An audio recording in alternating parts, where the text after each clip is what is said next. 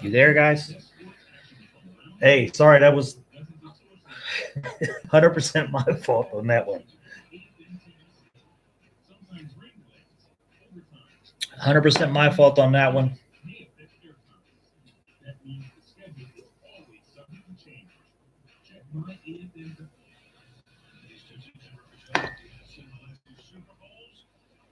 Dude, yeah.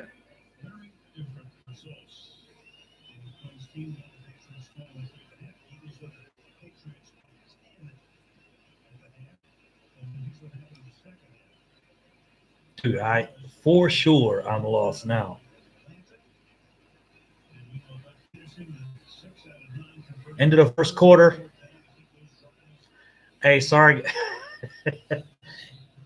Yeah, Eagles blow. Hopefully. Hey, sorry guys, that was my bad. I refreshed the screen. Usually I have my phone camera rolling. I refreshed the screen on my computer, which meant it took me back to my home YouTube page. So I probably just lost everyone. I apologize. If you check the video out later, uh, I will get this down. Working here from Afghanistan is a little different than working from home. Anyways, 3-0, Atlanta over Philly, just the start of the second quarter. Looking for the screen. That's not going nowhere. That's not going nowhere. Damn it.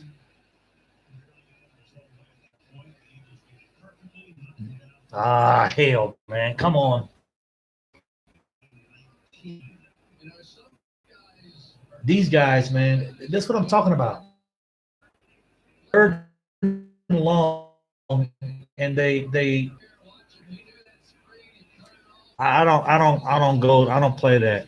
To me, that's poor play calling. It's a third and 19 now. It was third and like it was third and 16. Now it's fourth and 19. But why you go throw the ball into the flats? I mean, you might as well just.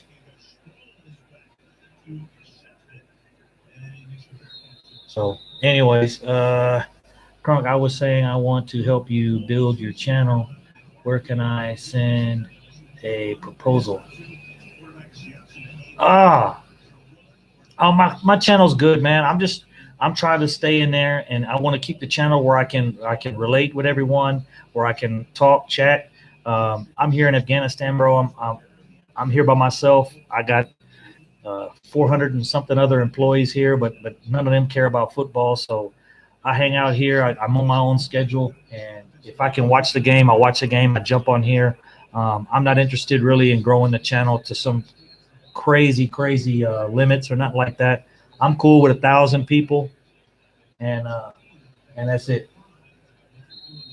I want to be able to chat with everybody. And right now, I had about 30 people on earlier, but I've been disconnected 3 times. So my channel ain't growing today, bro. But as long as I got a few people on here to chat with, I'm good to go. Stevie Mac's always here. D Will. I know there's some other channels I see all of us on as well. So everybody's probably moved to the other channel since my channel just got shut down earlier, and then I shut it off twice. 2 times it shut off because of me. That was my fault. Come on now. We really need Atlanta to pull this one out for us, man. Hey, thank you, brother. I wouldn't mind if my channel got to like 2,000, 3,000. As long as I can keep up with people. I have people here to talk to. It's good Cowboy fans. I don't want like trolls in here. Uh, I don't mind Philly fans or Steaming Willie Beeman in here. He's always got a good attitude. He'll talk a little bit about the Cowboys, but I've never seen him say anything negative or like dirty to one of the other people on the chat. So that's all it's about. We could talk trash. You can talk about the Cowboys bad, as long as it's not stupid things. That's interception. Damn.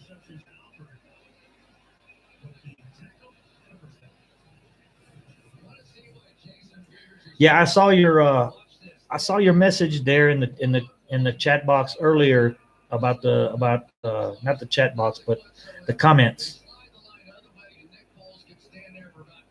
I got you, bro. Hey, now I do want to start calling. I do want to start uh, once I get this spread out, once I get the games going and on some Cowboy games, I do want to set up a phone call where people can call in. I got the telephone number already set up. I just hadn't done that yet. I'd like to hear from some of you guys, hear your opinion in person, hear your opinion by voice, and get your opinion out across the chat box too. So I kind of have that set up already, just hadn't started it yet. What's up, Dwayne? Both offense appears to be struggling tonight. Yeah, it's going to be all the offenses are going to struggle. Right now we don't have a lot of continuity. They hadn't had a lot of plays. The full, complete starting offenses probably played 15 snaps together. I know the Cowboys did. I'm not sure how many. I know Nick Foles played quite a bit in the preseason, enough for them to evaluate and say he wasn't playing well. So, yeah, it's going to take a little bit for the rhythm of the offenses to get going. It's also going to take a little bit for the defenders to get the tackling down really well. I got 6 people in here, man. I'm sorry, guys, that my channel shut down twice. Like I said, once it was YouTube, and the second 2 times that was myself. That was my fault.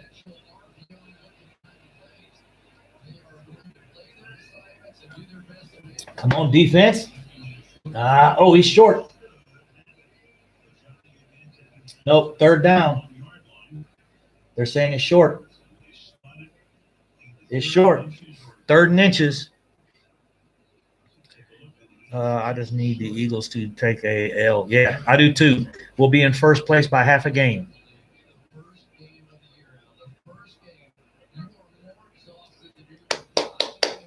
Let's go, damn it. Right here. And there, it's going to be a run. Oh, Sproles. Shit. Who's 58? 58 had him locked up, man. 58 had him locked up. So, yeah, hopefully we'll get a – oh, no, yeah.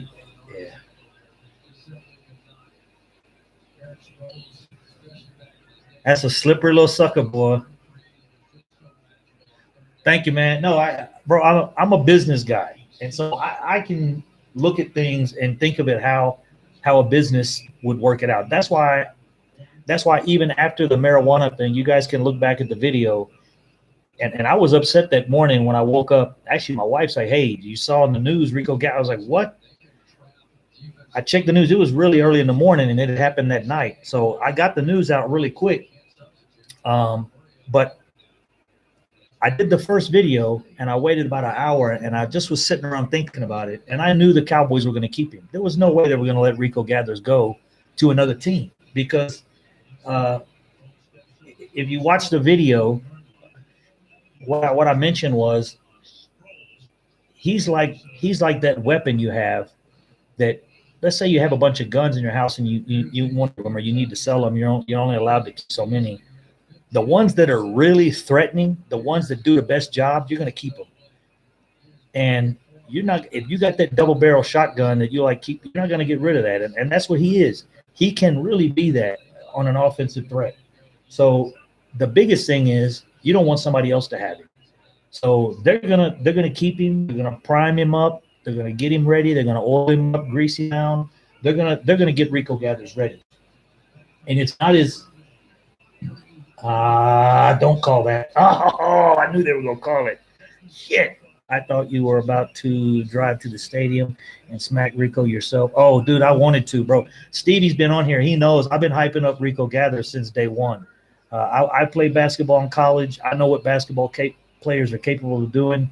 Like LeBron James could come in tomorrow, and I'm gonna tell you, I'd put LeBron James as a starting tight end in a minute, or a starting receiver. He might be fast enough to play receiver, but bro, he's got an ability, and they need to give the dude an opportunity. They really have to. See, I lost my chat box earlier, that's why I did it. Just did it again. He's too big of a talent. They're developing for 2 years. No way they would let him go. Yeah, a lot of people are saying, oh, he's gone. Especially you talk to the guys that work at the Star. You look at the guys that do all the videos. A lot of the guys I get my information from, and I don't get it from them directly. I get it from them off of their Twitter and YouTube and not YouTube, Twitter and Instagram and all that. That's what I use to research and Google. But they put that stuff out immediately, and I don't put anything out that says, this guy thinks that or he thinks this.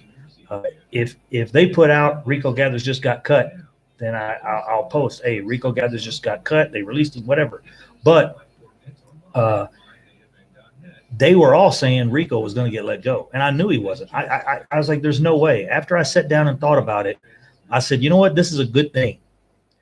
I want to see how much they really like Rico, because he just got charged for possession of marijuana last night, and I want to see if they cut him. I want to see if they got the webbles, the balls that took him in his eggs and Afghani. I want to see if they got the took him to cut him. I don't think they do. Even after the marijuana charge, I said they're going to keep him, and they did, because you just don't want him being on another team, no matter what team he went to. He could have went to a team that we never played. Like for 3 years, we don't play that team, and I know we don't have the schedule, but the Cowboys would have followed that guy, and they would have seen him make plays. They would have seen him in the red zone. They would have seen him get first downs, and they would have had trouble with it. And Jason Garrett would have looked like an idiot, and the whole team would have looked like an idiot if they let Rico Gathers go. Yeah, I saw that, man. I don't mess with the referees, because they just don't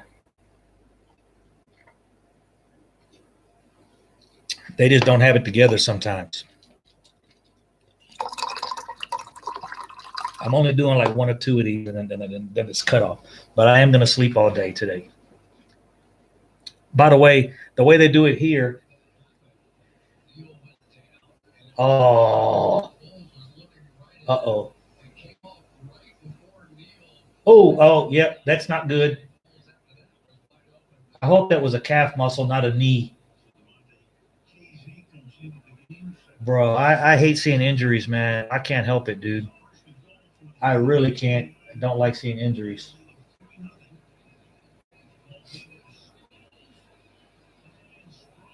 That little dude be fighting, boy.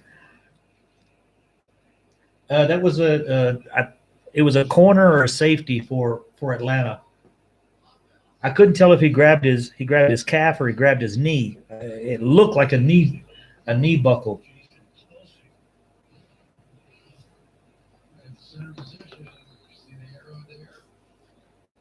Come on, Atlanta, hold him, man. Shit. Sproles is still bad, dude. Sproles is a bad little dude.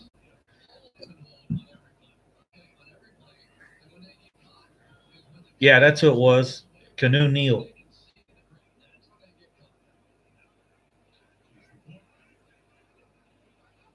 Let's go, guy. Hey, stop him. Let's go. Let's go. Let's go. First and goal. We got no.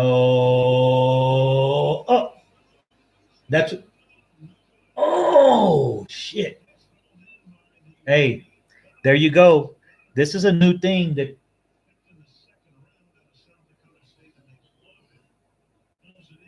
Dude, this is what they're doing with these tight ends these days. They're lining the tight ends up wide because they're so much bigger. Now, he had a big. Yeah, see?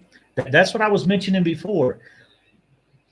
Put Rico, line him up as the second tight end at the end of the line. Put him in motion and have him go all the way out to the X receiver where Dez used to line up, and see if they don't call a timeout. What's up, Chris Senior? How you doing, brother? Welcome to you, man, from Afghanistan. I know you spent your time over here, but yeah, line Rico up, put him in at the tight end, and then let him go in motion and put him out there at the X receiver where Dez used to line up, and I guarantee you the defense will go call a timeout before they snap the ball. Yeah, I'm here already, bro. That was like 4 or 5 days ago. I've been asleep for a day and a half, man. Oh, a lot of time. There's Goddard again. That dude's going to be a bad tight end, bro. And that's the reason. Oh, that's Ertz. I'm sorry. Even a better tight end right there.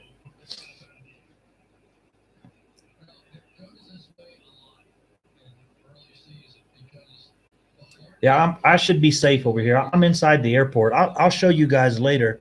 I'll see if I can get a signal up on the roof. I'll go up on the roof of my building, and you can see the flight line there. You can see Kaya Air Force Base, or Kaya NATO Base, which is Kabul International Airport. The military base is on the other side of the airport, and I'm on the civilian side. But it's pretty safe where I'm at. I should be okay. So never a desert guy, but I was in cold. Oh man, dude, that's tough, bro. Yeah, I remember. I remember that. I had been in about. I'd been in the military about 10 years. I think I was a staff sergeant at Altus Air Force Base when that happened, and I respect all our military guys, whether they did time in the desert or not. They all do tough jobs, and I'm not military anymore, as you guys know, but that's what I'm here to do is support the military. May sound strange, maybe it's the PTSD, but I kind of miss those wars. Yeah, you got serious PTSD if you missing the war zone, bro. I'm trying to get the hell out of here. No, I'm kidding, man. Seriously, no, it's a lifestyle you adapt to. I've adapted. My wife's adapted. We're on commercial right now, so uh, I enjoy my job because I do help the military every day. I help the government more than I help the military because it's what I do is a little different.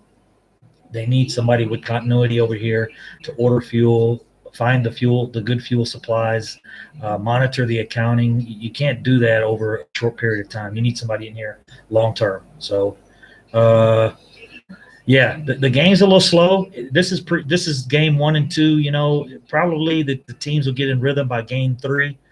Plus, you got two teams that are really similar, man. If you look at Atlanta and the Eagles, those are two games that are really, really similar. They got pretty tough defenses.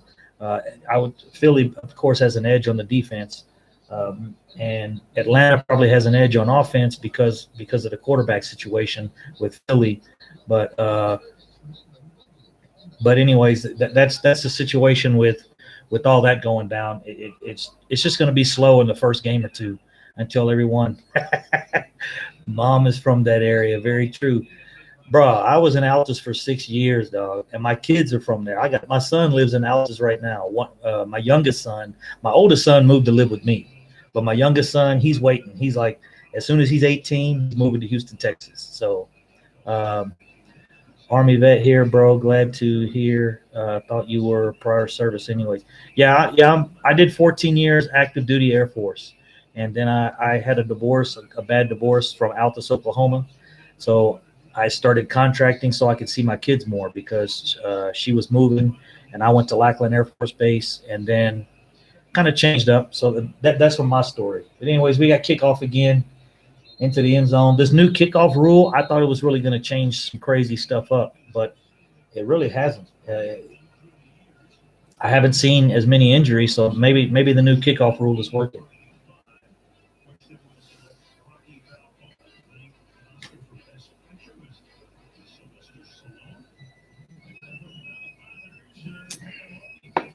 High octane teams, yeah, really. We got two high octane offenses, but nobody's doing much. Jet sweeps with Austin, yeah, I'm ready, man. I hope so. I hope they run some jet sweeps with Austin. Cole Beasley, I don't think has really the speed for that. So yeah, this game is not really what really takes time, and what gets the crowd going is these 15, 20, 25 yard passes, some crazy catches by Julio Jones, and those kind of things. They just take a little time to get um, yeah, our jet sweep program was weak last year. They ran six jet sweeps last year with Ryan Switzer, and he had Oh, there we go, wide open. See, we got a little action there, a little Julio Jones. Uh,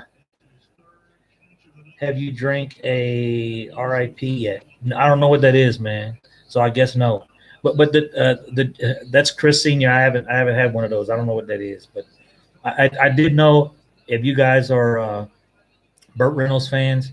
Burt Reynolds did pass away earlier today. I know we were talking about it earlier in the program, but that was a guy that was fun to watch on TV, man. Back in the day, he had some pretty good movies.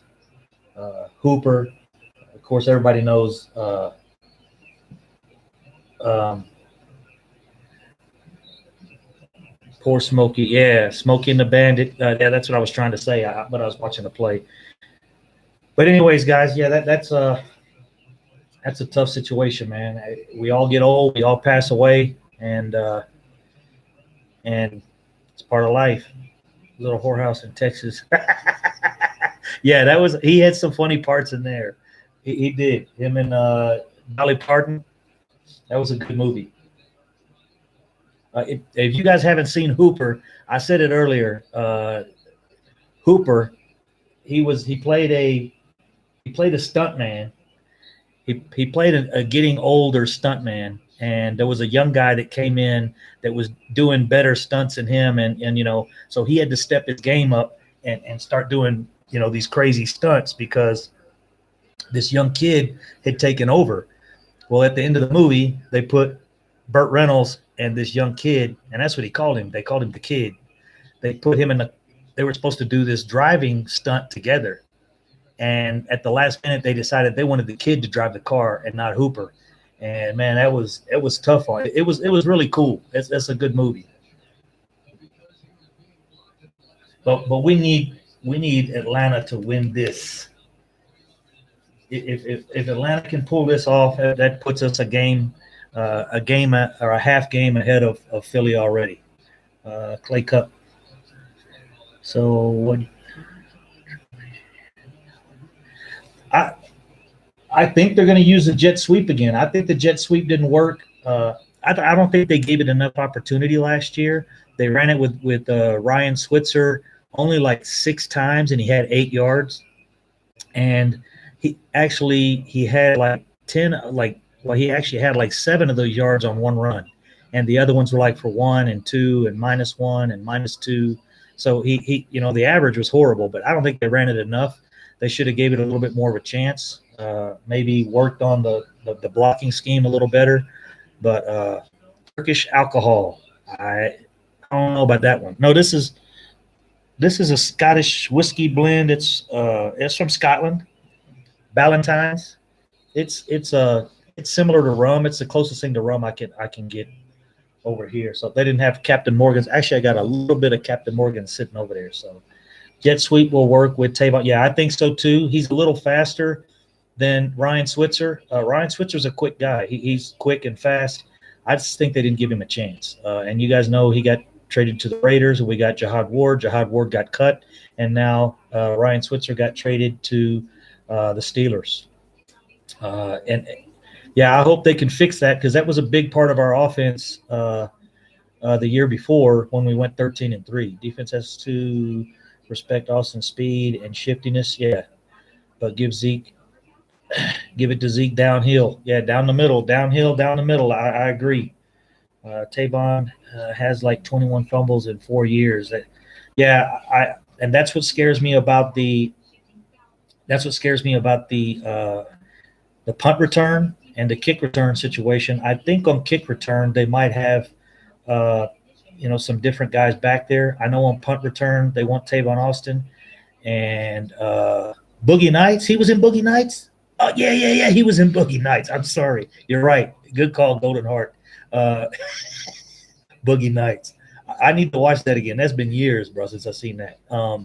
But yeah, the fumbling situation really bothers me on the punt return, and that's where you guys know I think that's why they had Lance Lenore back there. They were trying to see if he could make the team as a punt returner, and that way they wouldn't have to use Tavon Austin back there. So now we're kind of stuck. Lance Lenore didn't work out obviously as punt returner, So right now we're stuck with Tavon Austin. I bet you they wish we had Ryan Switzer back.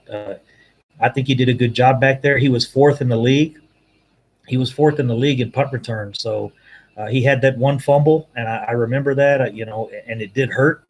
It came at a bad time again in the Rams game, but it was early in the season. And it was early in the game. We still could have won that game. A lot of people put that game on Ryan Switzer, but there was other things that happened in that game as well as his punt return fumble. Tavon problem is returning. He takes his eyes off the ball and starts, yeah. And that's usually what it is. Those quick guys, they're trying to get that first step in on the punt return before they catch the ball. So they're a little too quick for themselves, I guess. Didn't Jordan Lewis do? Yeah, Lewis did some returns as well. I don't think he did any punt returns. He might have done some punt returns. I don't recall, but I know he did kickoffs. No Super Bowl hangover. Eagles deep play well. Yeah, I think it's a combination. I think the offenses just aren't pulling it together yet either. It's going to take a little time for offenses to get the rhythm down. They haven't been going 100%. They haven't been going 100% against the defenses. Man, they're cutting this dude's thing off.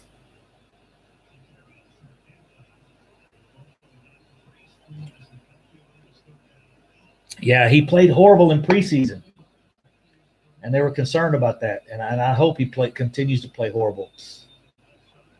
Back, God dang it! Throw it away, dude. Why do you hold it that long? I have no clue why he holds the ball that long. Jet sweep helps Zeke.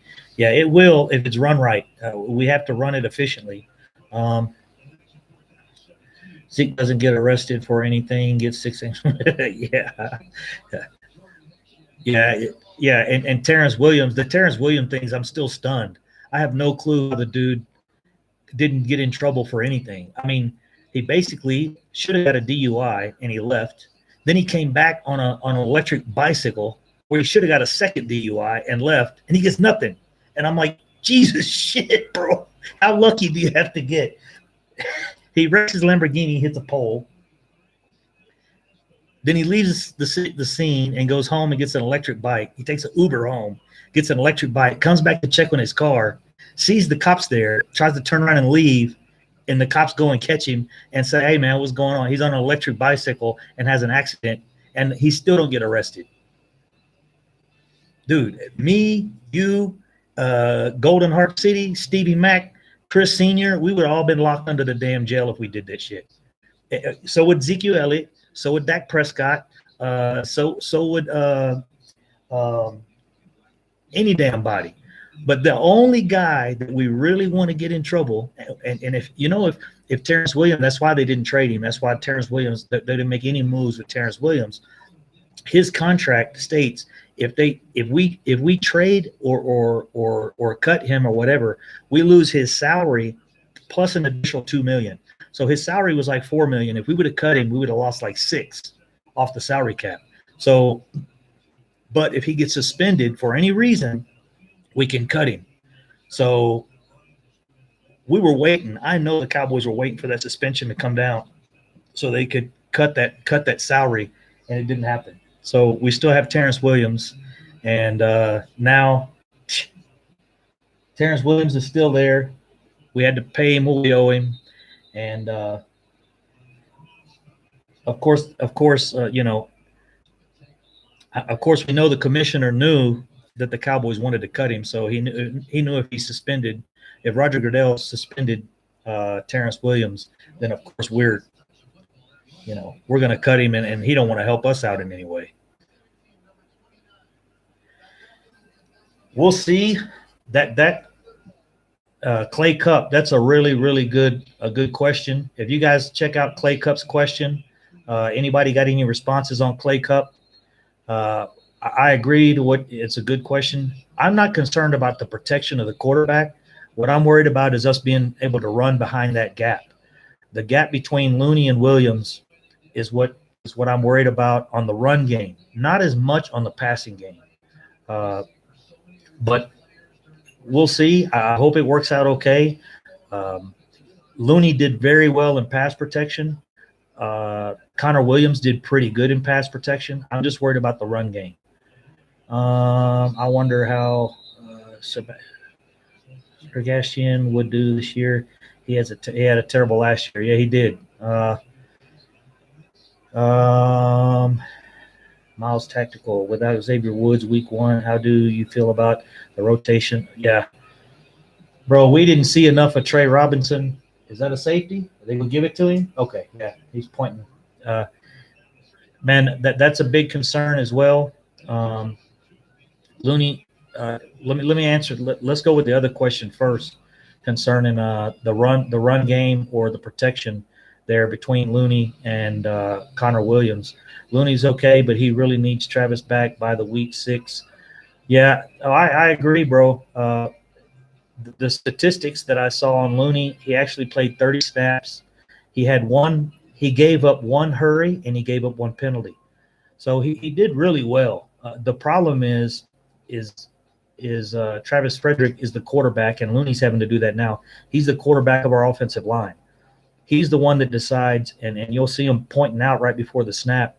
Hey, you take this linebacker, I'll take the nose guard, or he'll point to the other side. If there's 2 guys lined up in front of him, he's the one that kind of decides that and sets the blocking scheme for the center of the line. If there's a defense set up that's kind of off kilter from what the offense is set up. So Looney, they said he's done really well with that. Dak Prescott said that Looney has been calling the line blocking just the same as Travis Frederick. So I think we're okay. My concern is the run game. What was the other question? Xavier Woods. Oh, Xavier Woods, bro. Xavier Woods is an outstanding athlete, and I think he plays the safety really good. And I think Kayvon Frazier does too. And I think they're so much better this year already than they were last year. And I think that's another reason the Cowboys are not jumping all over this Earl Thomas thing. Our safeties really played very well in the preseason. They played very well in the preseason. Our 3 starters now.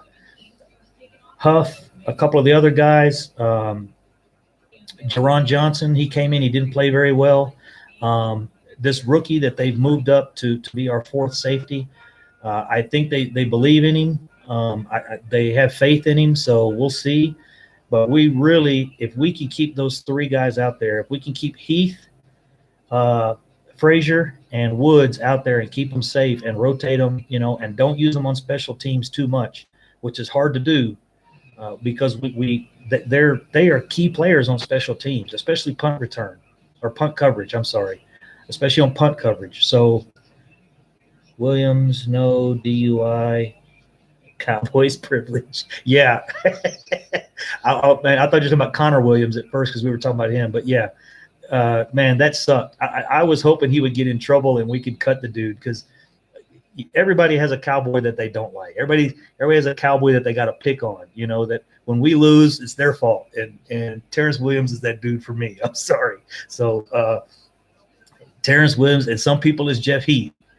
I think Jeff Heath is a good football player. He just takes bad angles. He's actually, if you talk to the Cowboys and you question them, and I saw a little documentary they did real short on who's the fastest Cowboy on the team, and dude, a few of those guys said Jeff Heath is the fastest Cowboy. So he's very fast. He's very quick. He takes bad angles and he tries to make sometimes too much of a play. You're the safety. It's not your job to haul ass in there and make knock the guy back 20 yards and make a big play. And I can understand if you're trying to stop a first down, but as safety, you got to approach the play with the speed that you can handle. You got to play under your speed capabilities.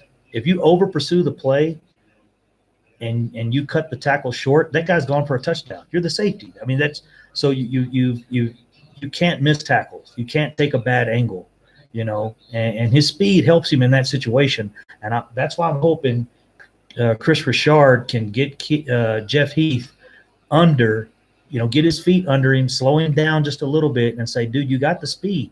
You don't have to play that fast. Just take good angles and make the tackle. That's what we need you to do. We don't need you to make, a tackle in the backfield or a tackle 2 yards from the line of scrimmage. Your job, yeah, your job is to make a solid tackle and keep them from getting a 30-yard gain.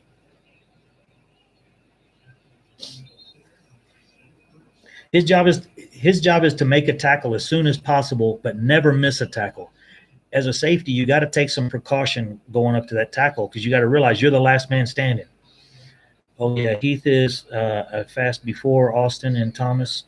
Yeah, now they're the fastest. Yeah, and you probably saw the same thing because a lot of the Cowboys were saying Heath was the fastest, and then somebody came in and said Tavon Austin, and now Deontay Thompson because he did make the team, but they're like no, hold on, I forgot Tavon Austin is the fastest. So great point about Heath. Really, man, he's a good player. He's solid. You guys have seen him make plays. Before the Oakland game, he saved us the Oakland game. He won that game on that last play, and that was his speed that got him over there. You saw the closing speed he had when David Carr ran for the end zone, and that was really amazing. Yes, the Mad Magic Austin is the fastest. Yeah, is that his nickname, Mad Magic? I hadn't heard his nickname before. So, what do you think about Jason Garrett? Oh man. You guys brought up the carrot. I try to like him, man. He's our coach. He's our leader. That's almost like if you. Oh no! I got you. Now I see. Mad Magic was the name right there.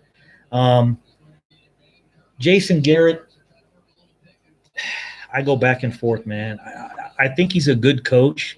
But he's horrible at making second half adjustments, and he's also horrible at clock management. He's lost us games before, and when it comes down to a playoff game, guys, it's going to come down to the last 2-3 minutes, unless you just have an outstanding game. When you're playing the Packers, when you're playing the Eagles, when you're playing the Giants, or you're playing, any of these teams in the playoffs, it's going to come down to the last couple minutes. If you're not good at clock management, Jason Garrett is if he's not good at clock management, he's going to lose us a game. If we don't play well in the first half, or the game is tied, or it's a close game, every time we come out and we play horrible in the second half, and I get tired of it, man. Man, it gets old. And he's horrible at making adjustments at halftime. He's horrible at making God dang. Damn it. He's also horrible at making adjustments to player injuries. And that easy way to point that out is the game against Atlanta. And you guys know when Tyron Smith went down and he could not make the adjustment to keep Dak Prescott on his feet so he could throw the damn ball. And Chaz Green gave up 6 sacks. The rest of the defense gave up 2. And yeah, Foles, what you doing? Yeah, I saw that as well. Foles is not looking good, guys, really. And that's going to cause Carson Wentz to have to come back early. But please check out the comments I got on Jason Garrett. He doesn't adjust to the second half very well. He doesn't adjust to player injuries very well, and he's not good at managing the clock. That's three really, really important things that a coach – that's like the 3 most important things a coach does. Managing the clock, second half adjustments, and player injuries, adjusting to player injuries. So I try to like Jason Garrett. He's a politician. I don't think he's a coach. He needs to be working in the government somewhere. It's the first game, however. This is terrible. Yeah. Oh, yeah, the first game's going to be terrible. Nobody's got any rhythm. They haven't really been going 100% full speed with the same players on the field. It's just garbage, man. Even that. Look at that.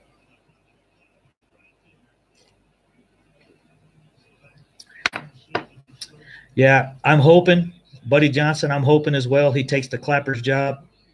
Clay Cup, yeah. There's a really, really good documentary. yeah, D. Will, Nick Foles is playing horrible. There's a really good documentary on the Cowboys. If you watch the documentary on Troy Aikman, you will see him get completely livid, pissed off uh, about the same exact thing that Barry Switzer was doing that Jason Garrett is doing now. Troy Aikman had some very good seasons under Jimmy Johnson, and the team started falling apart with Barry Switzer there, and that was the same reason. Barry Switzer didn't get in anybody's ass. As you guys know, Jimmy Johnson got in their ass when they made a mistake, and Barry Switzer wouldn't do it, and Troy Aikman, he was pissed about it. He didn't like it. He expressed his opinion, and that's one of the reasons he retired a little earlier than he should have. And Chris Richard he will have that job. My only concern with Chris Richard getting the job is I think our team is so good. I think our team is actually so good. They might kind of cushion the blows that Jason Garrett has to take, and they may make him look good, even though I don't really agree with Jason Garrett being our coach. Really,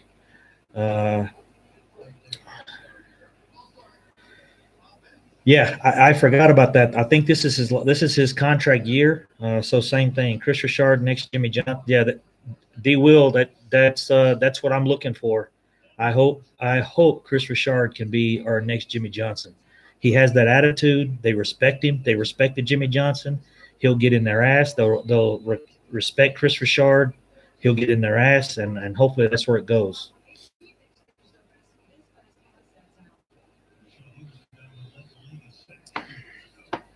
Yeah, that's exactly what I was saying, Dwayne. The Cowboys and their ability and the people we have in the right positions and the players might save Jason Garrett's job. And it's just a fact. If we go 11-5 and make the playoffs, Jason Garrett is probably safe. But with Chris Richard back there, that may not be good enough. He's an impressive guy, man. Really, he may still take the job even if Jason Garrett does well. This is the second highest paid player in the league, right? I mm, I believe so. It might be. I know Aaron Rodgers got his contract, but I don't think the other guys by the year. Look at this. 61 yards.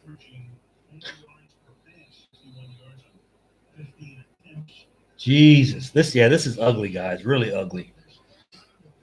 I'm hoping we do. I want to win. Yeah, I want to win too. That's the tough part. Do you want to win at the expense of keeping Jason Garrett? Or would you rather just go ahead and have a mediocre season? Jason Garrett is gone and we can move on. It's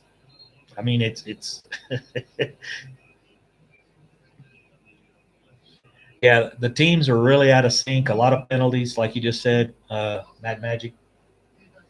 A lot of penalties, a lot of horrible throws. It looks like some of the plays aren't even maybe being run improperly. Yeah, Rodgers' contract is crazy. Yeah, Aaron Rodgers' contract. I mentioned this earlier. I think you were on here still, James, but I don't see how you do that. I'm hoping Dak doesn't do that to us. I hope he signs a Cowboy friendly and a Cowboy family friendly offense or contract. Foles is going for it. Oh, pass interference. No, he had his elbow in his back. I guess not. But what was I? Oh, yeah. I'm hoping Dak signs a Cowboy family friendly contract. And what I mean by that is he signs a contract that allows us to sign other players and not have to. Yeah, it's pass interference. So, well, they got away with one there. Damn it, Philly. But A quarterback, that's the biggest thing. A quarterback's contract. Yeah, I'm hoping so. He appears to be a guy that wants, that's concerned about the team, and I know he wants to stay in Dallas. And that's where it comes to these crazy situations. If he asks for a certain amount of money and the Cowboys don't want to give it to him, uh, if I was a player, I would just tell him, hey, make me an offer. Make me an offer I can't refuse. That's it. I'd play the Godfather on him. And when they made me an offer, I would look at it, and if it's respectful, I'd ask for about 5% more and say that's what I want. That's it. It's 5% or 10% more. If they want to give him 90 mil over, which is not a lot really for a quarterback. Uh, they want to give him 90 mil over 4 years. Give him 90. Say okay, I'll do 95. 95 over 4 is not that bad for any quarterback, and he's going to get paid. You pay certain quarterbacks off of you pay certain quarterbacks off their win percentage. You pay other quarterbacks off of their ability to win. And their ability to put up stats. Aaron Rodgers is a stat quarterback, but he's also a win quarterback. He'll win a game for you. Dak Prescott is more. He manages the game. He's safe. He can move with his feet. He stays healthy. I don't think he'll ever really have a serious injury with a problem with injuries or serious continuous injuries. He's just a big guy. So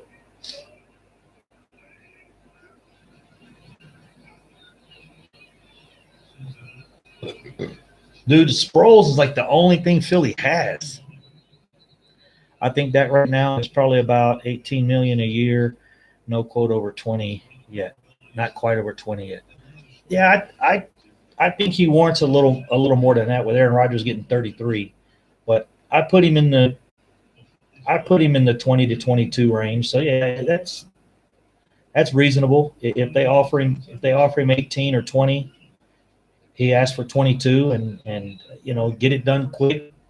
At 22 million with the cap going up every year, we could definitely afford the players we have right now and keep our team together.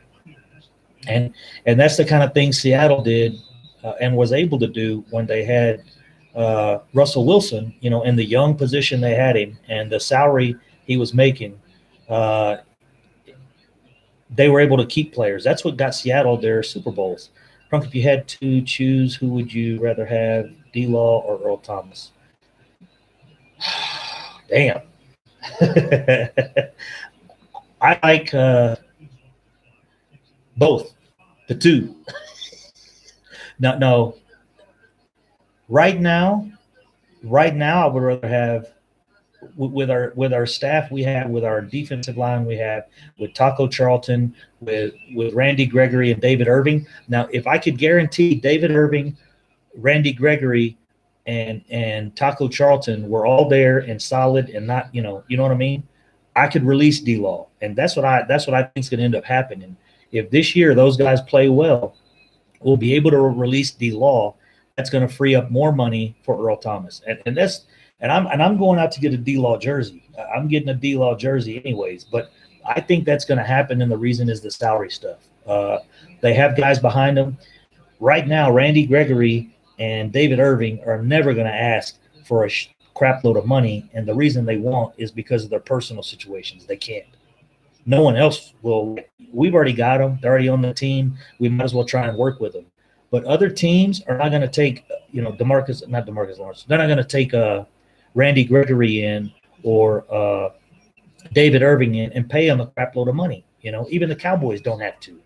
So we've already got a familiarization with them. We keep those guys. We pay them a respectful pay, and we say, hey, don't screw up because we need you, and we're willing to keep you. And we're going to move. You move D-Law and you move them guys up the chain. Those guys can play. They definitely are ballers.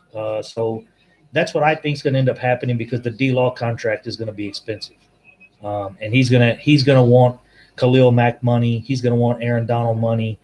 Especially if he plays good this year. So I would prefer to move on from D-Law, let him take that contract somewhere else, and we have a draft this year. We could go, We can look at a safety, we can look at a defensive lineman, and we look at an offensive lineman, and then we just plug and play. The players we can pick in the draft, we pick them up. And he won't now with the cap hell. No running down. Yeah, I'm not sure that LVE will. I'm not sure on his situation. I hadn't seen him much in the preseason at all. I know he's had the groin. He's had a tender groin, so I'm not sure how they're going to use him in the run game, if at all. I hope Rogers hugged huge contract forces the Packers to. It's going to, dude. And this is my thing. That's why I was talking about a cowboy family friendly contract. If you sign for too much, that means your brothers and sisters, your cowboy brothers and sisters can't brothers. There's no sisters on the team, but you know what I'm saying. Your cowboy brothers can't eat. If they pay Dak and Zeke so much damn money that they have nothing left, then you're gonna have to let DeMarcus Lawrence go. You're gonna have to let Kayvon Frazier or Xavier Woods or Byron Jones or some of these guys that are about to be coming into their money. You're gonna have to let these guys go, and you're gonna see the Cowboys. Some of these guys that are mediocre, that are mediocre at a high level. Chidobe Awuzi's got some time.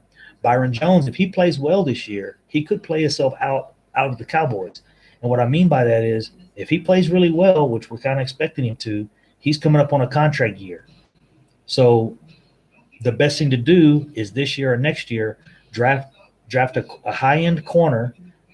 As high as we can draft a corner to bring him in and let him go. And that's what they're looking at. You bring a young guy in for your veterans that play, maybe not Pro Bowl type players, but close to Pro Bowl type players. That's what they did with Church. That's what they did with J.J. Wilcox. That's what they did with some of these guys. When they're at that level where we could really replace them, because they're going to want $2, $3, $4 million a year. I would rather draft a guy, bring a young guy in here in the first or second or third round, slide him in behind him, and then cut him, and then you got your rookie on a rookie contract, making a third of the money. And that's what the Cowboys have started doing with the cap. Rod Smith, yeah, Rod Smith's a good backup. Remember when we could have had Kuechly? Yeah, that's another situation. That's where that money comes in. Kuechly, I think Jalen Smith is going to have a breakout year. I know a lot of people are saying that. I hope it happens. The guy deserves it. If anytime you guys see a camera in his face, everything he says is perfect. Everything he does, on the field, not playing wise, but dude, the teammates respect him. They really like him a lot. Yeah, and I'm. It's looking more and more like that 19.5 mil may roll over to next year. So we'll see. It's halftime, guys. Not a pretty game. As I told you guys in the beginning, this is not going to be a pretty game. It's going to be really cumbersome, really clumsy looking. Also, the rain and all of those things. You're just not gonna get a real physical, controlled, organized football game this early in the season. Yeah, I think so too. I think Jalen Smith's in love with the damn game of football, and he's another one of those guys. I think the Cowboys are picking up some people that I don't really think are going to. I don't think the Cowboys are gonna. I think they're picking up guys, that are really, really contract type friendly guys, and we'll see. You haven't seen Dak ask, dude. He's still making around $800,000 a year, I believe. I don't know exactly what Dak Prescott's making, but it's nothing compared to the current quarterbacks. And a lot of quarterbacks have come in, and he's still spending money buying. If you guys saw, he bought all those motorcycles for the He bought all those little electric motorcycles or whatever they were for a lot of the players to get around during OTAs and stuff. So that was pretty cool. The Cowboys that have been cap hell for so many years, I don't think they'll get back. Yeah, yeah. When you've been broke a long ass time, that's what the Cowboys been. They've been broke. They've been broke ass broke when it came to the cap. And you finally get into some money.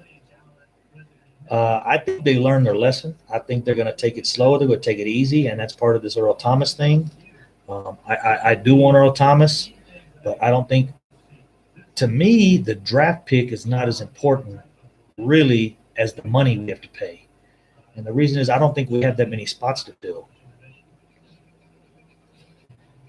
I don't think if we have 10, and not every draft pick works out. I understand. So to me, that's why if they want a first, give them a first, but that's got to be if Earl Thomas will come in here for 11, 12 million. I'm not paying that dude 13, 14 million for 5 years. We're talking 3-year contract, 3-year contract, maybe 36 mil, maybe 30, 34 mil, somewhere around there. That's 13 mil a year. That's really kind of high. But you got to think about it. If we're on the edge right now, if we're right there knocking on the door of a Super Bowl, how much would Earl Thomas help us? If we really think we're that good, if the Cowboys think we have a chance, they should go do it. I'm down for Eric Reed as well. It's just I think it would save us a buttload of money. What I would do is get Eric Reed in here right now and put him on a one year prove it contract. Give him 5 mil, give him 6 mil, whatever he'll take. Get him in here for 1 year and then move on. If he works out, keep him. If he doesn't work out, then we still definitely have Earl Thomas coming next year. That's a lock, unless Seattle trades him now to another team. That could screw us. But still, Earl Thomas only has to finish out his contract. He don't have to sign a new contract with the new team. So if he gets traded to, let's say he gets traded to it don't even matter, the San Antonio Spurs. I know there's a basketball team, I'm joking.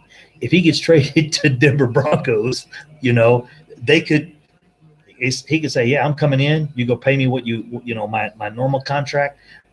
You owe me what Seattle was going to pay me. I want to finish out the year because I'm going to Dallas after this year's over.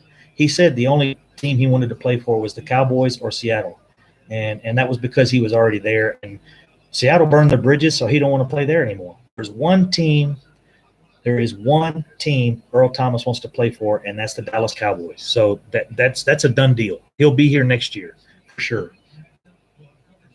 That's 100%. He will be here next year, even if they trade him this year. I'm very surprised Dallas has not brought Reed in yet. Makes me think they are waiting for. Yeah, that's exactly right, Herb. That's been this whole thing. When we were at the draft there with Mark Holmes and all the guys, we were waiting on something for Earl Thomas, but we didn't hear anything. As soon as that was gone, we were waiting on them to draft a safety, and they didn't. They never drafted a safety. We're like, what the hell is going on? The whole draft, we're talking about safety, and defensive tackle, and they never even touch the position of safety. And they got a 5th-round quarterback. What are we getting a 5th-round quarterback for when we need a safety? What are we getting a 4th-round tight end for when we need a safety? It blew me away. That to me, I thought they wasted those picks, and they should have got a safety, and they didn't. Obviously, they knew they were going to work on this all year, and we're like, we got a year to work on this. Let's just work on it and get Earl Thomas in, and it hasn't worked out for him. That's truthfully what I think happened. Earl Thomas, yeah, he's from I can't remember the name of the town right now. Yeah, he's from a town between Houston and Orange. He's from Orange, Texas.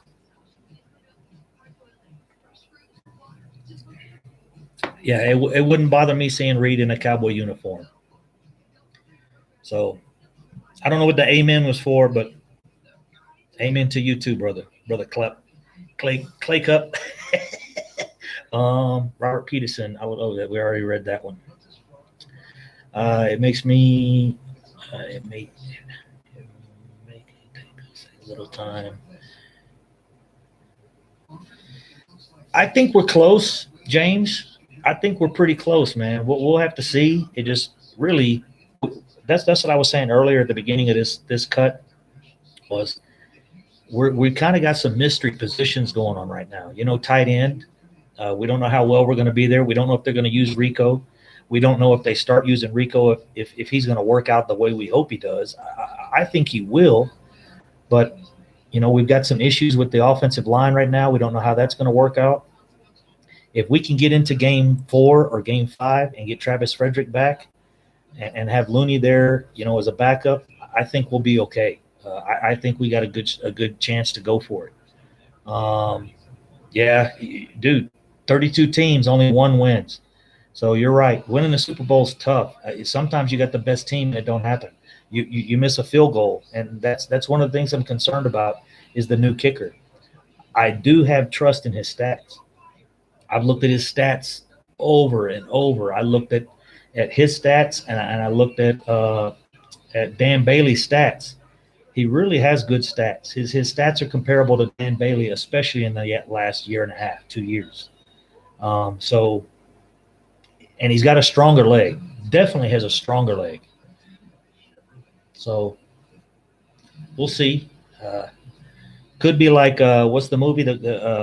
What's the golf movie with? Told you I'm horrible on names. The guy from Waterboy, man, that's horrible. Sean Lee. Hey, if Sean Lee can stay healthy, we're okay. You guys know that. He was out for basically almost. Really, he was out almost 6 games last year, and we only won 1 of those. So one of the games he played about a whole quarter, and he got injured. We still lost that game, but out of the 6 games he missed, we won 1. So that's not a good situation. We'll see. Happy Gilmore. I'm sorry, guys. I don't know if anybody caught what I was talking about. Happy Gilmore, if you guys remember, he could shoot the puck in hockey. He could slap but he had no accuracy.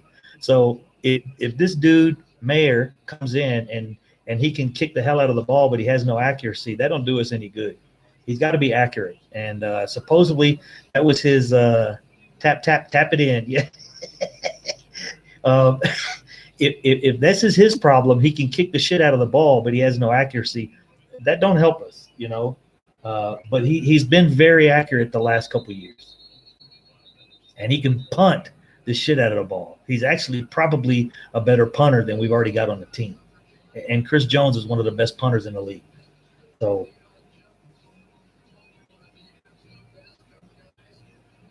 look at that. Hey, man, that's good coverage, dude. When you can shut Ertz down, that's the big thing. That's the big thing that Byron Jones did a very, very good job on, and that was shutting the tight ends down from the opposing teams. He did a really good job on the tight ends, except Byron Jones did fuck up that one play. He did fuck up that one play with the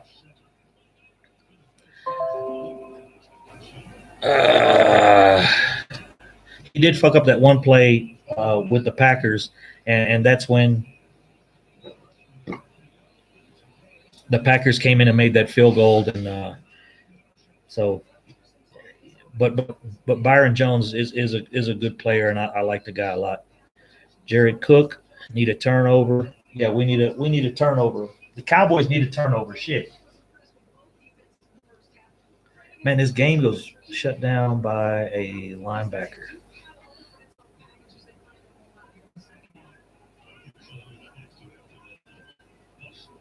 I think 1 is enough, bro. It's not tasting well. I can't drink without ice, dog. And I got ice in there, but it's making ice here is loud. Randy Gregory, I just hope the guy can stay out of trouble, man. That dude, he's got to stay out of trouble. He's got to stay off the weed. That's what I should get. I should get a Randy Gregory jersey with weed across the back to add to my collection of the Freak jersey and the Law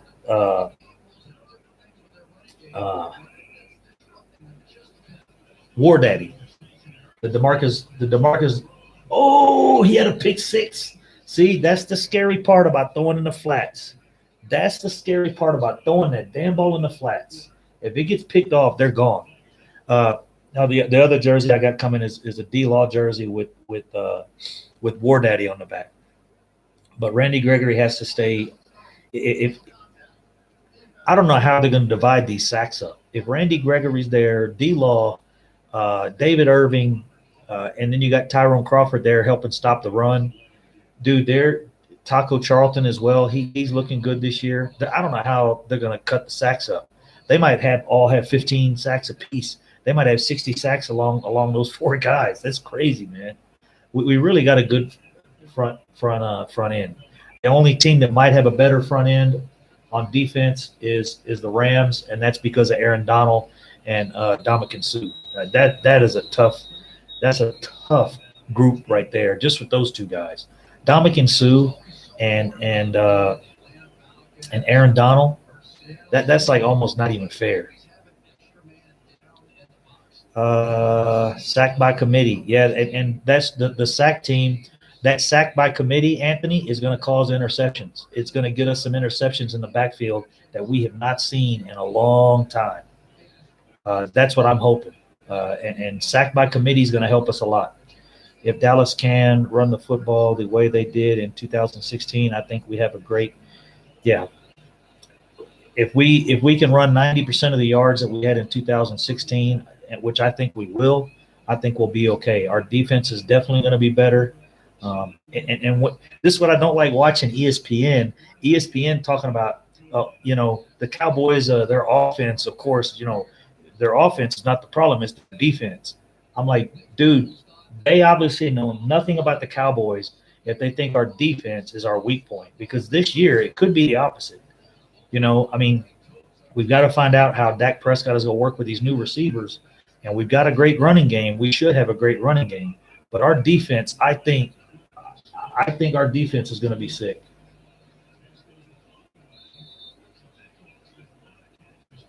I think our defense is going to be really, really good this year. Yeah, he's down again.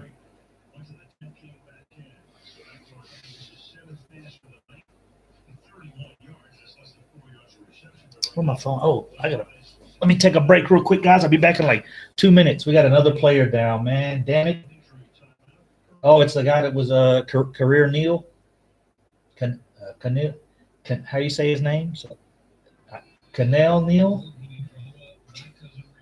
I can't believe Atlanta is stomping the run game this well. Yeah, a lot of it has to do, and we're going to be the same. We're going to be rusty on the run game. A lot of it has to do with the chemistry of your linemen. Yeah, he's on the ground again. Canoe, that's right. Canoe Neal. You guys with the names, man. Some of you guys are solid with the names.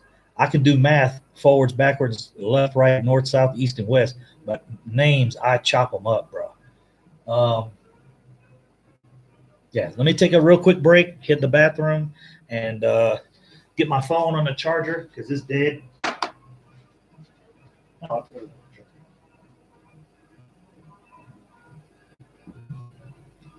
Yeah, baby, these AFN commercials. I guess if you guys weren't here earlier, I got blocked. I got blocked for showing the game. So I'm sure I'll get an email with my first copyright infringement situation. So we'll see that the Eagles just don't look the same. Too many. Yeah, we'll see, guys. I said earlier, and I'm not gonna stick to that yet, but I did say earlier I don't think the Eagles will repeat this year. They're gonna have a target on them. There's gonna be a lot of people gunning for them. The reason that happens, for one reason, is when you come to town, or when a team goes to your house and you just won the Super Bowl, everyone's gunning for you because they want to see where they stand against the current Super Bowl champs. You know what I'm saying? So everybody knows, okay, Philly should be good this year because they won the Super Bowl last year. So when we play them, it's a good chance for us to evaluate where we stand against everyone else in the NFL. As of right now, the Eagles are the champion. The Eagles walk onto the field, they're the NFL champs right now. So if you can beat them or you play well, you think, hey, we are good. We are all right. If Cleveland Browns were to play this game here and beat Philadelphia, people would say, yeah, look at this. Philly lost to the Browns. The Browns maybe are finally making a return to the NFL because they've been out of the NFL for a while. Another punt, fair catch, good coverage. So, all right, let's go. Let's go, Atlanta. Put it up there. Can we get our first end zone dance? Can we please get our first end zone dance at the NFL? We hadn't even had an end zone dance yet. Everyone every year brings their A game. Yeah, versus the Cowboys. That is true, bro. Hey, right now, we got 2 nominations for the Shit Talk Award for the Dallas Cowboys 2018 Thursday Night Football game. Shit Talk Award is very true. There's 2 teams everybody gears up for during the season. They gear up for the Super Bowl champs, whoever that is, and it don't matter where we play. We could play at home or we could play away. No matter who the Cowboys are playing, they hey, we got the Cowboys this week. We got to show out. It's gonna be on TV. It's gonna be on TV in Europe. It's gonna be on TV in Japan, and it's a completely different show when you play the Cowboys. So Anthony Balscara. Oh man, bro, y'all gonna have me with these names, dog. Hold on. Julio gets the first down. Anthony Balscazara. Hold on. I'm trying to make it too difficult. Balcazar. Okay. It's the pronunciation. I get real nervous about pronunciation. But anyways, Anthony, yeah, you're definitely up for the shit. Balcazar. Okay. See, it's simple. My bad. I was trying to read too much into it. But I don't have my great glass. Oh, look at she said I did a great job. My honey helps me read. She's my reading assistant. Look at Julio. Did he drop it? He didn't stay in bounds, did he? He bobbled it and he touched the out of bounds line. Yeah, you caught it, but your shoulder touched the out of bounds line. See, Julio Jones never drops this. Past game 3 of the season, he never drops this. Boom, he bit. That was an excellent route. Look at that. Never does Julio Jones drop that 3 games into the season. He caught it. That's a catch. Oh, he's still bobbling it. His foot, the defender's foot hits the ball. Check this out. When he slides past him, the defender, he kicked it out. Look, he's trying to kick it. Oh, we don't have an angle there. Hey, we got the new catch rule. Who knows? You're going to the ground. Did he have possession? This is already, we got our first controversial catch rule. We good. Took 30 years to finally get it myself. Okay, we got a challenge. So I'm going to hit the bathroom real quick during the challenge. Yeah, Dez caught it. He caught it in 218, but in 216, they said he didn't catch it. But it's a different story now. Dwayne, the boys bring ratings, put people in the seats. Yep. Yes, sir. We sure do. And that's why people get geared up and riled up to play us. Another team that people like to play is the Pittsburgh Steelers and the Patriots. When we come to town, but when the Cowboys come to town, it's different. And that's why it is tough. It makes it a little tougher on us,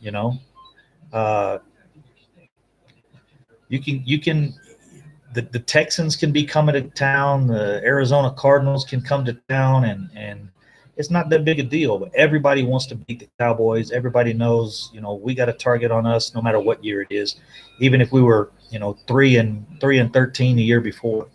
But we'll see.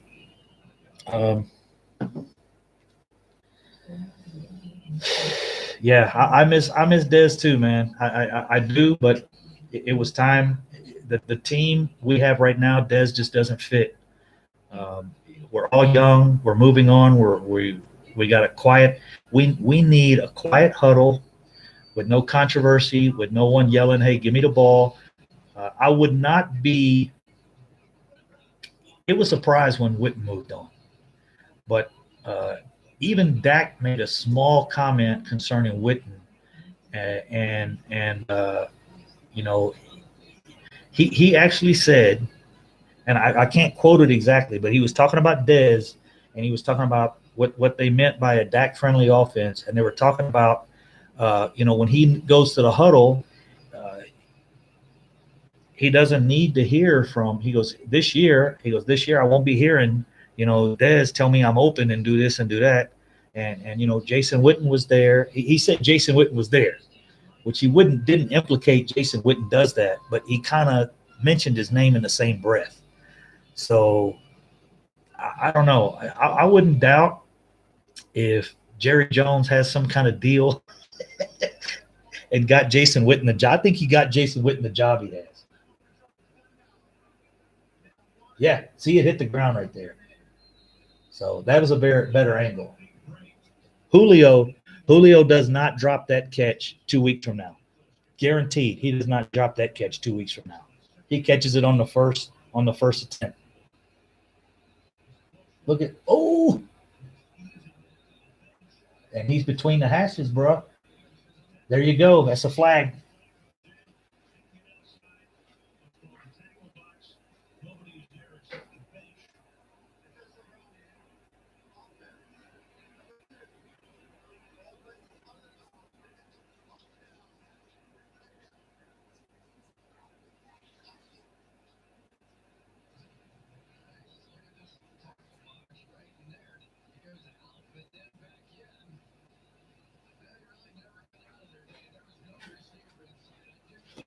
Yeah. Okay. Hey guys, I know we're watching this game. I want to talk about Dak Prescott a little bit. Let's get some juicy subjects going here. Dak Prescott. Dak Prescott.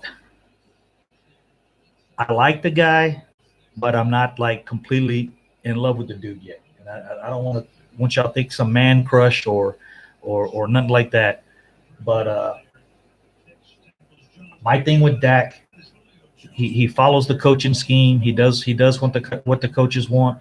I like that part, but Dak has to get to the point. I said this earlier. If some of you guys were here, Dak has to get to the point where the defense is scared of his arm. And I think at this point they're not really scared of his arm.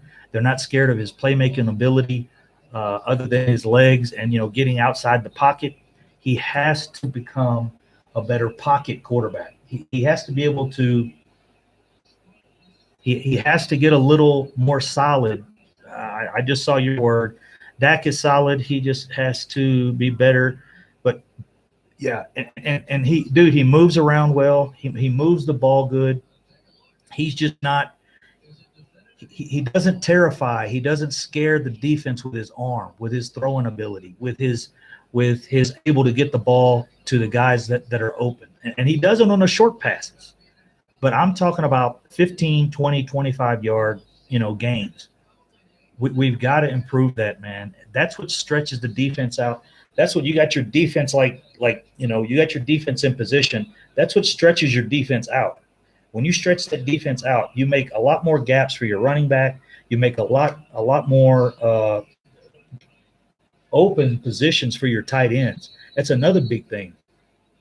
When you spread the safeties and those corners out a little bit, especially the safeties, when you get them deeper or you get your linebackers spread out, that's when you get the yards after the catch, because there's gaps there. There's more holes. You understand? I mean, that's just the way I see it. But with these dink and dunk stuff and the safeties cheating up and the linebackers cheating up, and then just they keep him contained in that pocket. They're going to do it. They're not going to let him get outside. So he has to become a better pocket quarterback. And by that, I mean he needs to be able to throw the ball a little deeper, a few more times a game, and we have to get some 15, 20, 30, 40-yard plays in, or the defense is just going to choke down and choke those running. It chokes the running lanes down when those guys cheat in. So to me, that's something he needs to get better on. I really do like Dak, but yeah. All right, man. No, but guys, I mean, really, it opens up the running lanes. It spreads the safeties out. That way, when what happens is if Ezekiel Elliott gets into the second level, if he gets past the line, the offensive line and the defensive line, excuse me, those linebackers, if they have to respect the tight ends and if they have to respect, the receivers cutting across the middle, it pulls those linebackers back. Now, when Ezekiel Elliott gets past the defensive line, those linebackers not necessarily are 2 yards behind. They're 5 yards behind.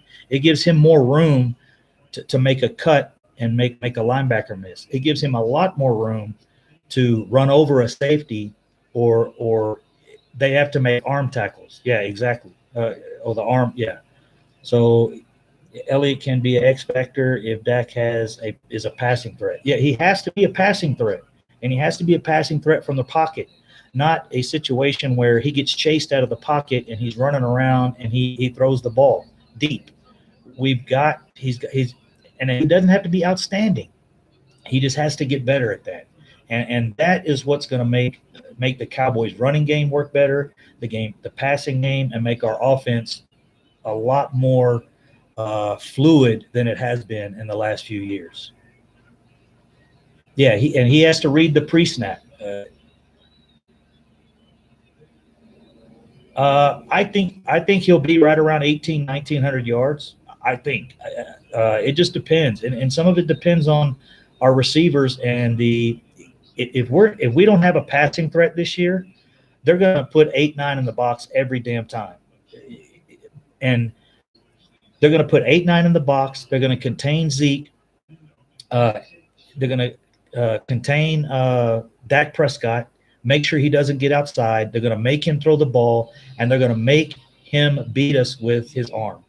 And if Dak Prescott can't win some games with his arm, we could have trouble. Cowboy Crunk, that's why I was frustrated with Dallas running Zeke too much and relying on – yeah, you're exactly right. If we rely too much on Zeke, they'll stack the box up. They'll make sure Dak Prescott can't get outside. He can't run the ball. They'll send a few blitz packages, and then they'll have the linebackers shadow. They'll have the linebackers shadow Dak Prescott, and if he can't throw the ball from the pocket, that it's gonna kill us, or it could kill us. I'm not saying it will, but we have to be balanced. You can have a run game, but you got to be somewhat balanced. And the play calling, they got to force Dak. Look, man, I know you're trying to be safe. I know you don't like throwing an interception, but dude, you have got to push the ball down the field every once in a while. And whether that's the offensive coordinators or whether that's Dak Prescott, I don't know.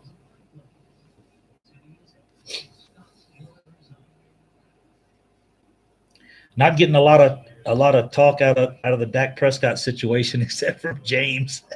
I think me and you are the only one that give a damn about that. Everybody else maybe thinks Dak is doing a great job. He is doing a great job, but he could do much better. And there's teams that have learned to shut Dak Prescott down quite a bit. And for Dak to have 215 yards passing and win, that's fine. But there's going to be games where he has to throw for 300, and put 3 touchdowns in there. Dwayne, we've recognized Dak's struggles and has stacked the box at the top of Zeke, not fearing Dak's ability to. Yeah, he has to be able to improvise from the pocket. They're gonna contain him and keep him in there and make sure he doesn't get outside and can run the ball. And then your linebackers have to come up, your safeties cheat up to stop the run, and then you can get it downfield. He has to be able to do that from the pocket some. Dallas sucks at hot reads, drives me nuts. Must be a Garrett thing. Yeah, that should be all on, the hot reads, that should be on the quarterback. He's the one that has to make those decisions, make those calls, make those reads. Uh-oh, here we go. They're trying the same play, and it worked again. I can't believe they just ran that play again. That was the play from the Super Bowl. I can't believe I missed that. Shit. That's the play that won them the Super Bowl, and they just ran it again. That's funny, dude. Oh my goodness. Oh, I saw that 100 times today. They showed that play 100 times today. That's funny. Oh my goodness. Man, yeah, exactly.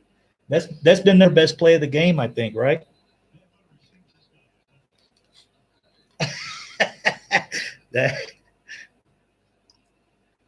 I guess it's funny.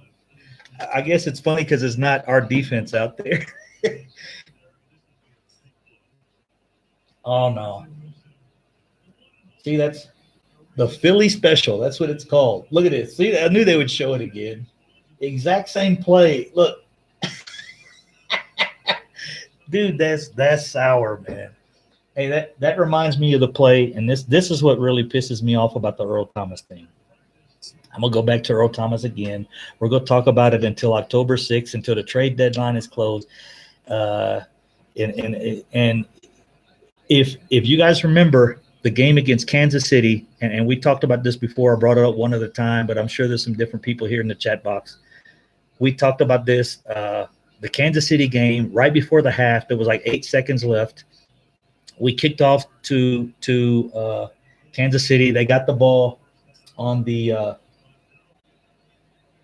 25-yard line. So, anyways, Cowboys put like 4 linemen, 3 linemen, whatever, and they put everybody in like super prevent all the way back there by the end zone. And the Chiefs ran that little quick guy, Deontay Hall, I think is what it is. So I told you I'm horrible with names. And they hit him for about a 15-yard pass across the middle. And he cut through the defense, cut back, ran to the sideline, ran up the sideline, cut back, and scored a touchdown with 4 seconds left. And,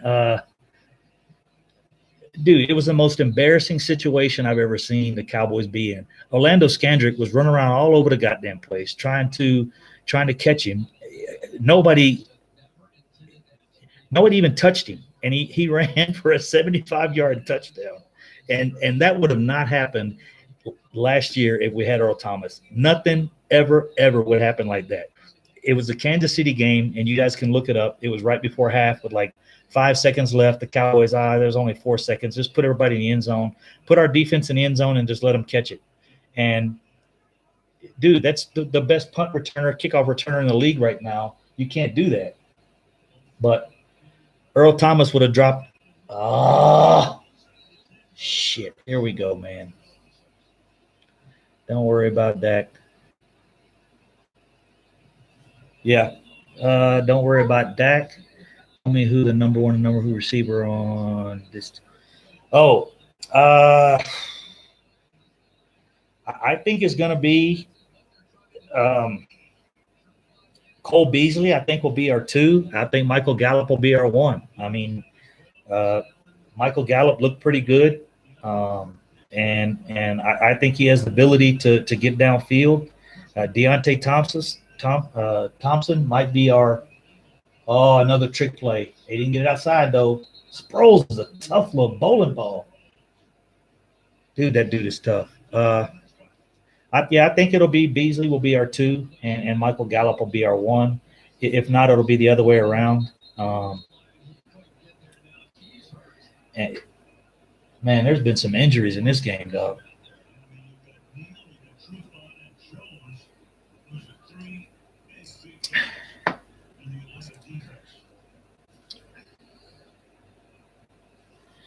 I believe the number 1 and number 2 remains to be seen. It's all about who will have the chemistry. Yeah, I agree with that, though. I agree with what you're saying, Dwayne. But I as we know, Cole Beasley already has some, so it could go back and forth. Um, and the reason is I think Cole Beasley will get some attention early in the season because he is our premier receiver. Basically, as far as other teams know, they know Cole Beasley and Dak Prescott. They had an excellent year in 2016. So I think there'll be there'll be a lot of focus on Cole Beasley early in the season, and that may help Gallup out. And then as the season goes on, maybe Gallup will get picked up a little more in coverage. You know, they'll watch him a little closer. Why is this thing doing this? Beasley more catches and Gallup more deep catches. Austin in the wild card. Yeah, he's going to look good. Hopefully. Oh, hold on. I want to watch this one. Second and goal. That's a touchdown. Yep. Damn. Hey, at least we get to see an end zone dance. That wasn't nothing special, but shit. Philly had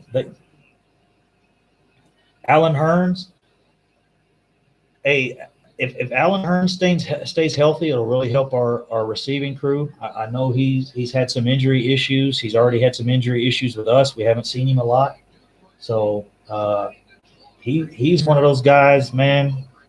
He could end up on the IR or the practice squad if he gets his ass hurt anymore. He's got to stay healthy. Tavon Austin and Beasley in the slot. I think Tavon also will be doing some of the jet sweeps for us, hopefully. And hopefully our kicker. We hadn't had any conversation about our kicker, but dude, if that guy don't play well, we're going to be in a poor situation because you can't just find kickers off the street. That don't happen.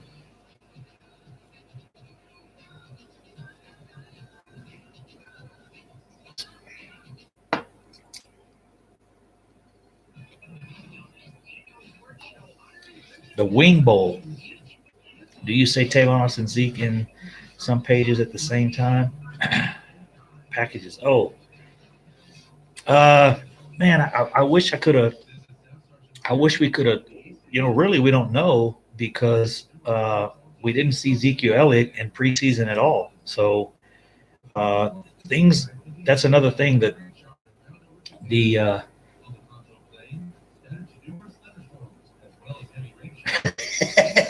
I'm sorry, the kicker Canadian. Leave those nice people alone. They are nice people. I worked with the Canadians here at one of the bases for a long time, but I don't know because we haven't seen Zeke. You know, we haven't seen Zeke yet. We have no clue what they're going to do with that, and that's part of some of the things that I think the team is going to be a little. Well, you guys see here, it doesn't seem real organized. The plays don't seem like they run very well. There's not a lot of really good tackling. There's the main thing is the main thing we're seeing today is the receivers are all off. The quarterbacks are slightly off. That quarterback receiver connection is not going to be there week one. It's not. You guys can see it now. This game is horrible. We saw Julio Jones just flat drop a ball that was right in his arms over the shoulder, a little bit difficult, but a ball that Julio Jones catches. So let's see if Tavon in the backfield is either a decoy or getting the ball, so he has to perform. Yeah, Tavon Austin. I don't know that they used him in the backfield any. I don't think he took any snaps in the backfield in the preseason. Yeah, it's a boring game, and that's why, Jose, because there's just there's no rhythm. The offenses and the defenses are not finding any rhythm, especially the offense. So, annual Wing Bowl. What was that, bro? What's the Wing Bowl? Oh, this one. I got you. Yeah, I'm a little slow. It is 8 a.m. in the morning here. And this game is going very slow. You know what? All of the incomplete passes this game is probably going to run about an extra 20, 25 minutes because of the incomplete passes.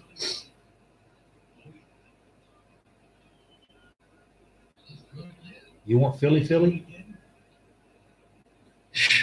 That's crazy. But yeah, this game's going to run long, and the reason it's going to run long is because hey, what's up, Roger? Hey, I haven't seen you in a while, man. Where you been? Golden Heart City. If you pass the 6th grade in Philly, then that's wrong, man. That's wrong. But hey, it's funny. Stevie Mac, yeah, that's a good one. Boring, but both good defensive. Yeah, part of it's the defenses are playing okay, but really, as you can see, the offenses and the quarterback's rhythm with the receivers, it's just not on yet. That takes a while. Game speed is completely different than practice speed. I played point guard in basketball and played some JUCO ball. Played on a traveling team in Europe, and really your rhythm, especially when the season starts, is horrible. Or even in basketball, if you take a week off and you're not able to play, your rhythm is really bad. So I can understand in football, these quarterbacks, it's going to take a little time for these quarterbacks to get rhythm. You're probably not going to see very many quarterbacks with 300, 400 yard games in the first week. And unless you're looking at your Drew Breeses, your older quarterbacks should have some of that rhythm. Will McClay, Stephen Smith, and Chris Richard need to take this team over, and that's who needs to make the decisions. Will McClay needs to lead. Stephen Jones, Will McClay, and Chris Richard need to completely take this team over, and they're the guys that need to make the decisions. We need a really good offensive coordinator. I would get rid of the crap we have right now and Jason Garrett, put Chris Richard as the head coach, but put a really good offensive coordinator behind him, and I think we got it. We got it right there. Chris Richard, head coach, an outstanding offensive coordinator underneath him, and that's what we need.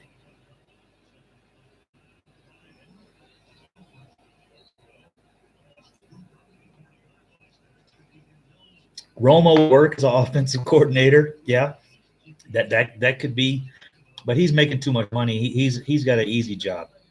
His job is stress free right now. He's not going to change and go back to that. I don't think. I can't see that happen. But yeah. I'm working at the Lockheed. Oh, you work at Lockheed? Nick Saban. Nick Saban for offensive coordinator. Or are you talking about coach? I don't think Nick Saban would want to be our. See, that was late. See that right there to Julio Jones was late, and they usually don't make that mistake. But yeah, Tony Romo breaks it down, bro. He breaks the play down before it happens. Oh no. It was just thrown inside. It should have been thrown outside a little better.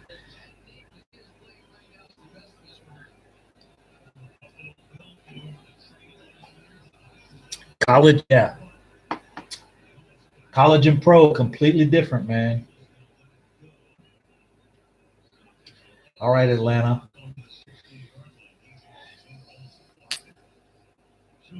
Irving Meyer. you throwing some names in there, bro.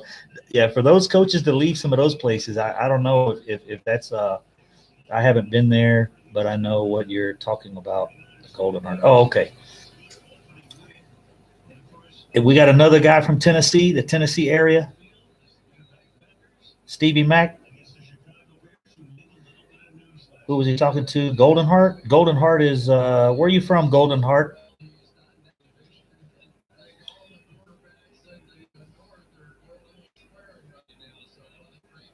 Here we go. Come on, damn it. We need Foles to fuck up. We need a fumble or some shit because Atlanta's not moving the ball.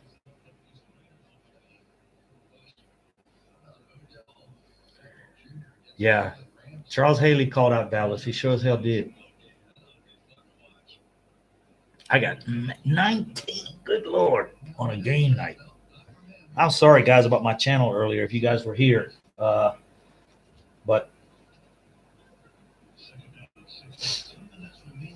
Foles is due for at least one pick per game. Yeah. Hey, and that's what I was talking about earlier. Dwayne. My middle name is Dwayne, by the way. But I spell it Dew. It's Dewayne. But anyways, what was I bringing up? Oh, yeah, that's what I was talking about earlier. You know, people are so hot. I have faith in Dak Prescott. I want to keep him. I'm not trying to put anything on Dak Prescott. I just think there's some things he needs to improve on, and I think he will. Standing in that pocket and throwing the ball, you know, that's a tough job. And that's probably the toughest and hardest thing to do in the NFL. It's real easy to drop back, count 1, 2, and then roll out and, you know, and start running with the ball and try to throw it away or whatever. But standing in that pocket and trying to get the ball deep is completely different. Look at Nick Foles. That was a drop. It hit the ground. See what I'm talking about? That was a perfectly thrown ball right in Ertz, right in the bucket, and he drops it.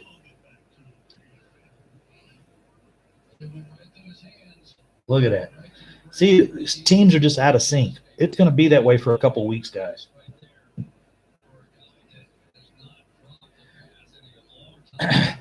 But yeah, concerning the Dak Prescott thing, he just has to be able to stand in the pocket and deliver the ball a little better. The other stuff he has down. You can't, and everybody's on. Oh shit! Everybody is on Garoppolo. Oh, Garoppolo's the future in San Francisco, and Garoppolo this. You look at his stat line. He had some yards, but he had 7 touchdowns and 5 interceptions. So he really has a tendency to turn the ball over. Now a little bit of that is because he tries to get the ball down the field, and so there's some pluses and some negatives. But I'd take Dak Prescott over Garoppolo any day. Man, Warren Moon was a bad sucker, bro. Warren Moon was. I was watching a game and I can't remember what the number was, but I think I can't remember if he broke the record or almost broke the record. But he was like 21 for 21 or 23 for 23 or something like that. I think he had like 1 or 2 more passes to break the record, and I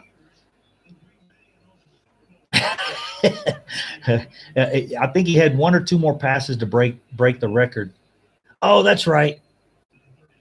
Sherman, Texas, living in Alaska. I remember Golden Heart. Yeah. Yeah, you're from Sherman, Texas. We were talking before. I used to live there. I lived right on Main Street for about. I lived in a. Well, we lived in a house called the Pink House. It was the only pink house in the whole damn town, and then it had like these pink shingles on the outside. That was back. That was a couple days ago, dog. Couple days ago. That was like in the 80s. Oh shit, that was the 70s. And then we moved on to Main Street when I was about in 5th grade, 6th grade, something like that. But anyways, yeah, that. Oh, somebody said cowgirls. Did I miss something? Oh, yeah, that's Robert. Robert jumps in here time to time. He's a Panthers fan. He's ready for game 1, so he can hang out on the channel, man. He's harmless. He's a good guy. He just he's a Panthers fan, so he'll hit our channel up for a couple weeks and or a couple days until after the Panthers game, and he'll disappear. You're going to disappear after the Panthers game, right, Robert? After the score is reverse from what you're calling it. When it's Cowboys 56, panties. Okay, I just had a name for you, bro. Cowboys 56. The panties. We're gonna call you the panties, not the Panthers. The panties. The thong, the thong, thong, thong. The panties is 3. So Cowboys 56, panties 3. There's your reverse. Is that all right? I know you're cool, bro. I know you're a cool guy, Robert. I'm just messing with you. Cowboys 56, panties 3.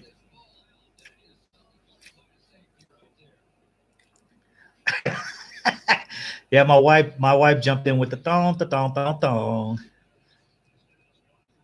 Good job, honey. Thank you for supporting the channel. Cowboys 56, panties 3. Oh, he touched it. What a dumbass. Yes, that's what we needed, baby. What an idiot. What did you do that for? You weren't getting on the ball. What was the purpose of getting in there?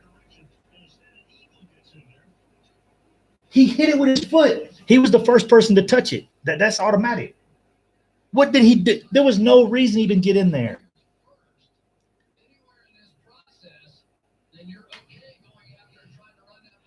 Look, first person to touch it is boom. Why would you get in there?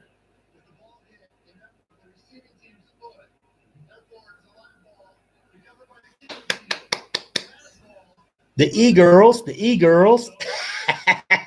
Hey, let me show it. There you go. I got you. This is what we needed, baby. That's what the Cowboys needed, baby. There you go.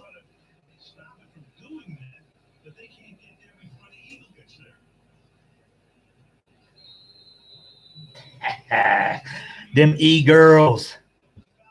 What happened with them E-girls?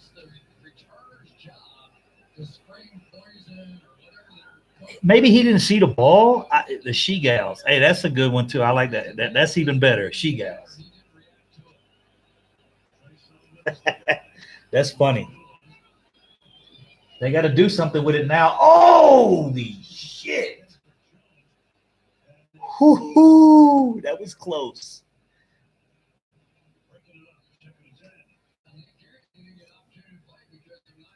Oh, yes. Steve McNair, dude. I lived in Houston. I lived in Houston back in those days, and I really liked Steve McNair too. And when they moved to Tennessee, I grew up in Tennessee, the younger years of my life.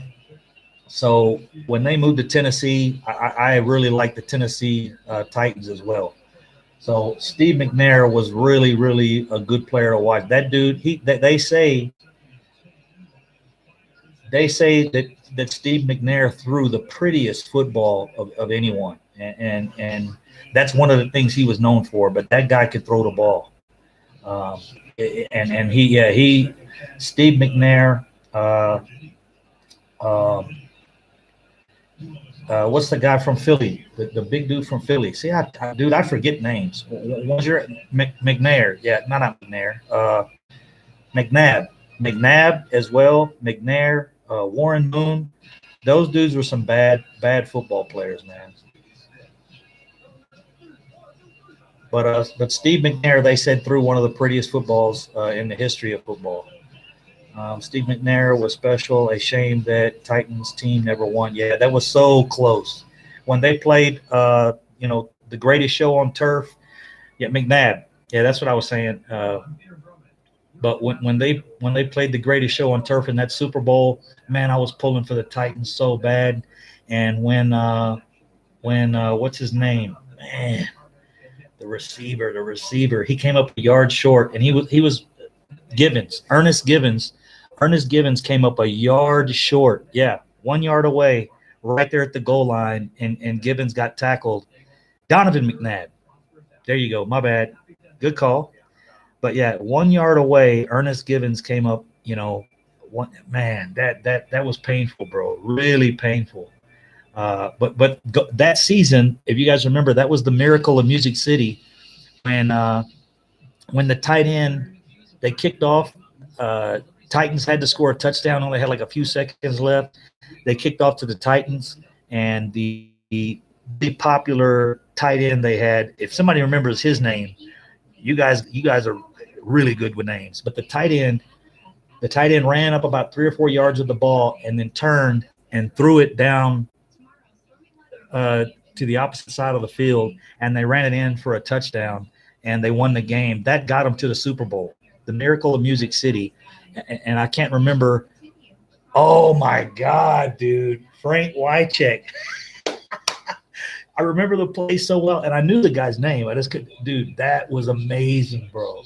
That I went ballistic, like, and I was like, dude, these guys are going to win the Super Bowl. This is awesome, man. That was a really, really good game. Those are the kind of things you see in football that make it amazing. That's one of the things I like in basketball is you have plays like that you'll have in the last 20 seconds of a game. Sometimes you have 2 or 3 plays like that. That's one good thing I like about basketball still. But Frank Wycheck, yeah, the tight end, he was a beast, dude. He really was an awesome player. And that play was just incredible. The Miracle of Music City.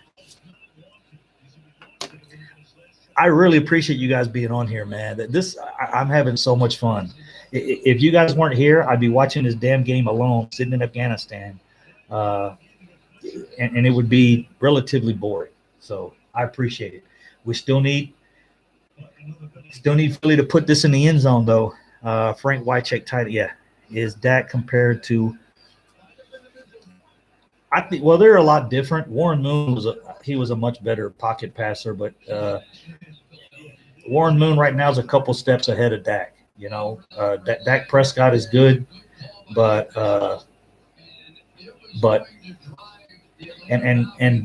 Dak has like Donovan McNabb's size. The dude is thick, man. His wrist, his ankles, and that's what I really feel good about. I still don't understand.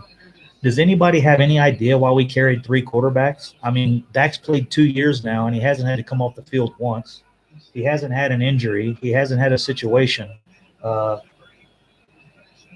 So I'm not sure why we kept 3 quarterbacks. It really surprised me. I just didn't think either one of them played well enough. And Cooper Rush played well last year.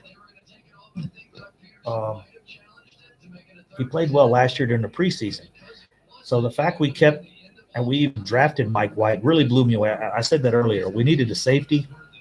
We needed defensive linemen. I have no clue why we drafted a quarterback and why we drafted a tight end. And now Dalton Schultz and Mike White, neither one of those guys have worked out. I would much rather think about that. God dang, I didn't think about that till just now.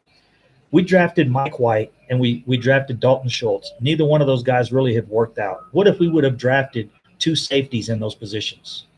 In the fourth and 5th round, if we would have got safeties instead, or if we would have got a defensive lineman, I mean, you know, the chances of those guys working out, I would much rather have a 4th round safety than Mike White sitting on the bench doing nothing, because that's what he's going to do. Mike White will never see the field this year. I doubt Cooper Rush will see the field.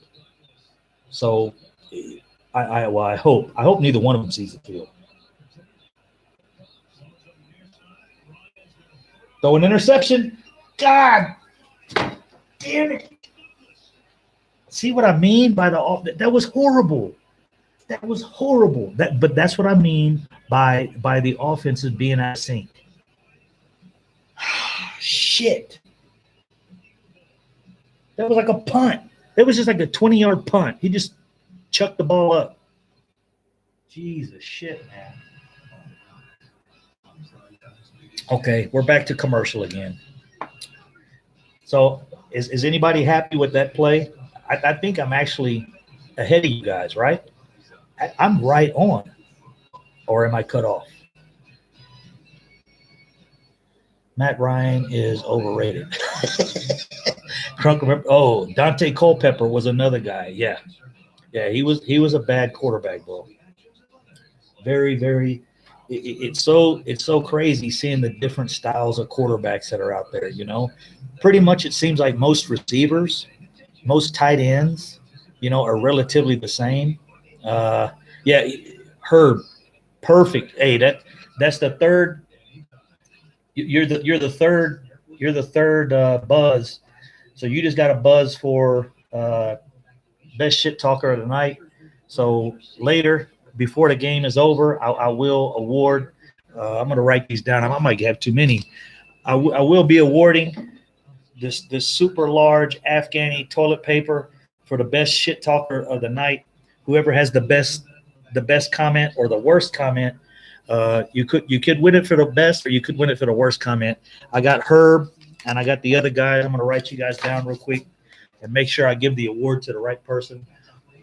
I don't have any free shit to send out, but anyways, you can't get an award and get your name called out.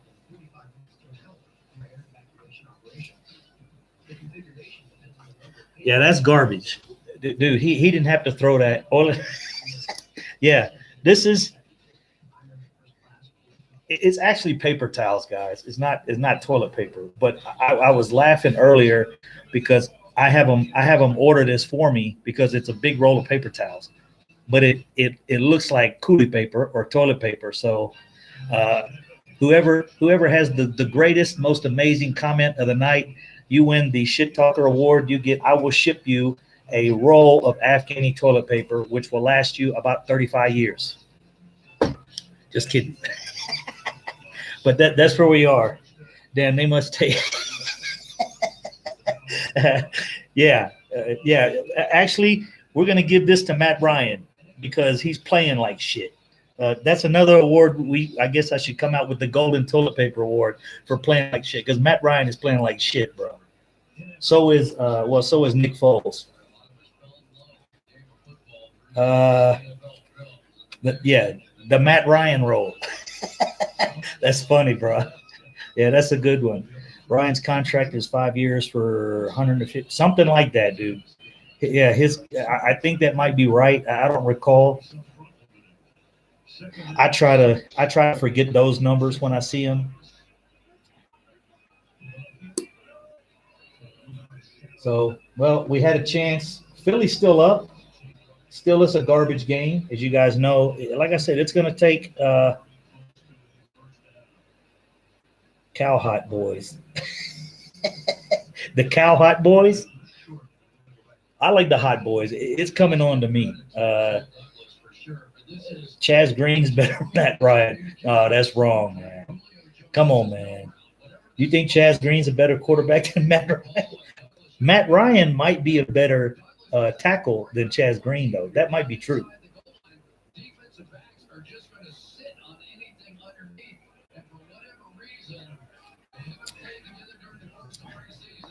The Hot Crunk Boys. Hey, there you go. Uh-oh. Uh-oh. Look at this shit. Somebody make a damn tackle, man. Damn it. Yeah, I had a name for him earlier this season, and I couldn't. Now I can't recall it. But it was. I don't know why the Hot Boys is growing on me. The Hot Boys, I think, is a good name, and I think because it's easy, it's simple. Um,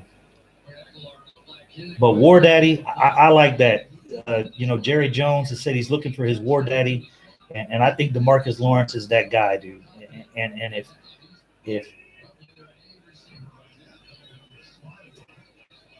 boom, oh yes, go bitches. We got it back, bitch. We got it back. Come on, Philly. Come on, Philly.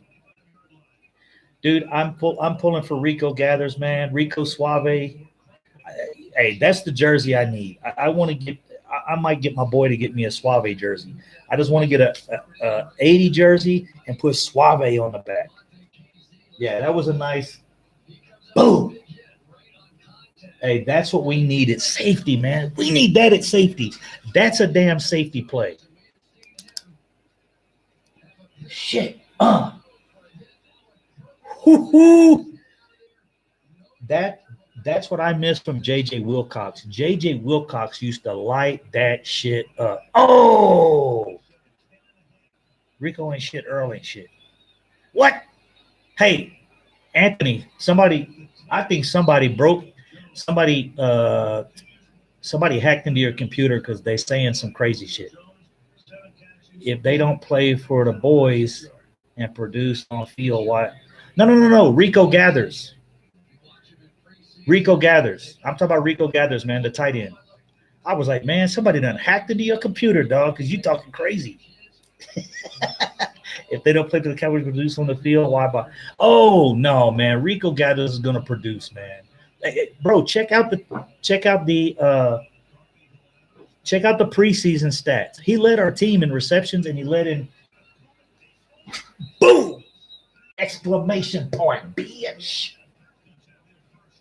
Give me an end zone dance. Let us see an end zone dance. Do something. Go over there. Here they go. They're gonna do it. Oh.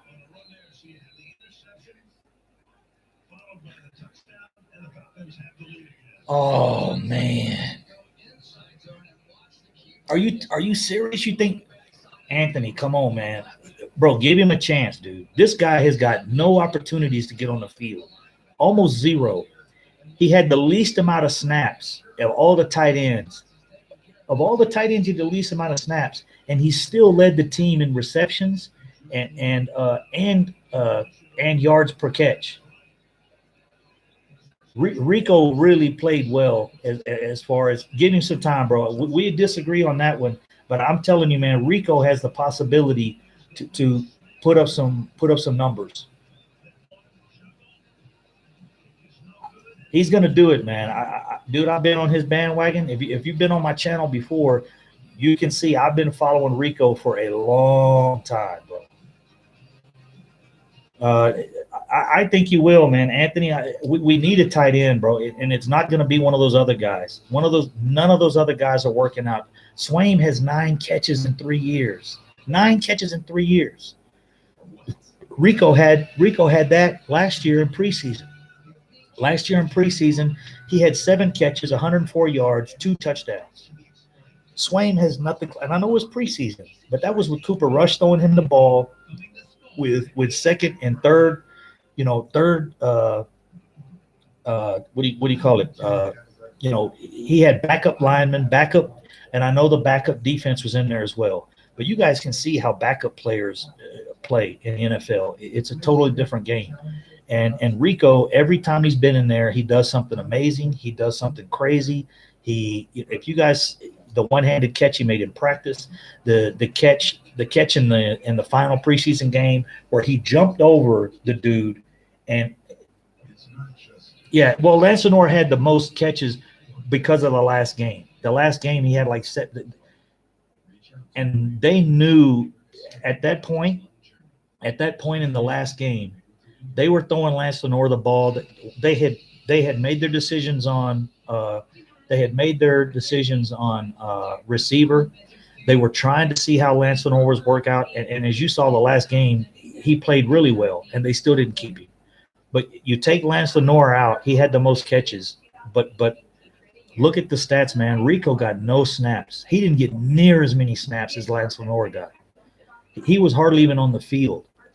The problem is he's a big target. The quarterbacks can see him. They pick him up quick because he's so huge. He has good hands. He boxes out well. He's going to be a beast in the situations where speed doesn't matter. Like, speed doesn't matter in the red zone. You don't have to have speed. You're only running 5 yards, turning around, or you're running to the post, or you're running 10 yards and running a dig and turning around and boxing out trying to catch the ball. So he's going to really help us, man. Just they have to give him the opportunity. I want to read your whole comment. Lance Moore had the most catches and didn't make the team. No, bro, unless you pay for the team, Earl, you don't do nothing in the game. Rico, then we need to focus and worry about the players on the field. Yeah, I agree. But there's certain players you want to see. And I still want to see Earl Thomas. I still think it might happen this year. We have to have a safety. There's no doubt. 100% no doubt. If they don't make a play for safety before Sunday, I can tell you already we've only got 2 safeties that are solid on the roster right now. We can't go into the season like that. They might try to get by with the first game Sunday. If they do, I can assure you they're going to have problems. We've got to do something at safety, something. So if we don't get Earl Thomas, they're going to have to get somebody else, Eric Reed, or they're going to have to. That's the only 2 guys out there right now. There's other guys out there off the practice squads and off of junk like that. These players that got cut, but no one released any safeties. Are you serious? Jesus shit, they missed a field goal. I was talking too much shit. Oh, they're still up. Let me see. Frazier, we sound like Steeler fans right now, acting like Earl Thomas and Rico want to save the team. It's one player. No. I agree. I mean, I can understand that. I'm just saying Rico can help us. Rico can stretch the field down the middle. Rico can pull the safeties deep and allow that's we got to have that from somebody. Right now, we really don't have a playmaker on offense. Tavon Austin might work.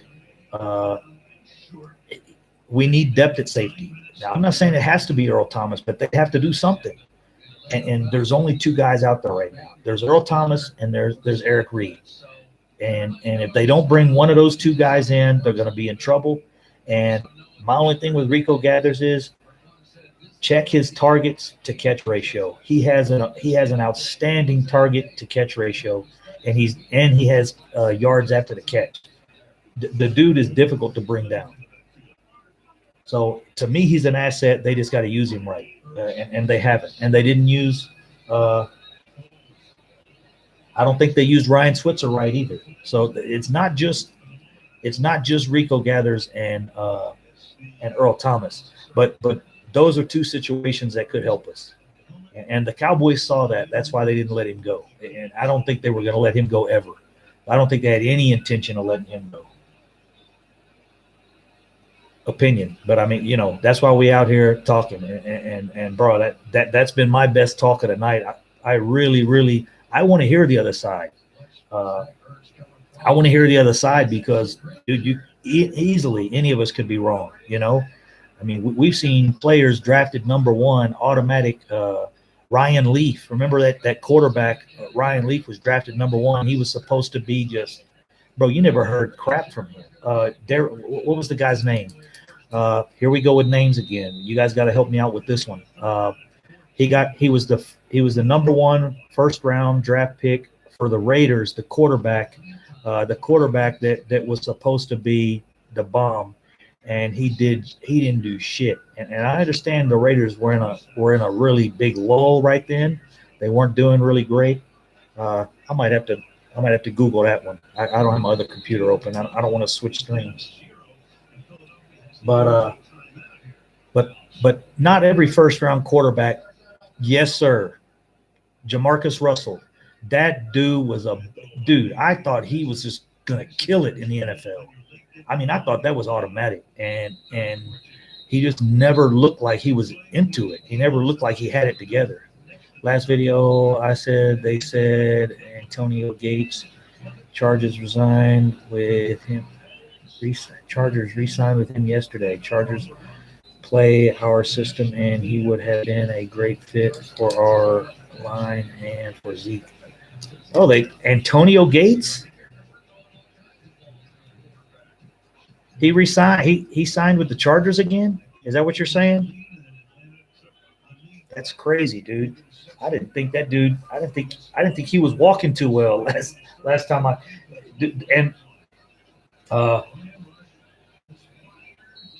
see? Oh, man. Dude, these throws have just been off. These quarterbacks are not – neither one of the quarterbacks are putting the ball on spot.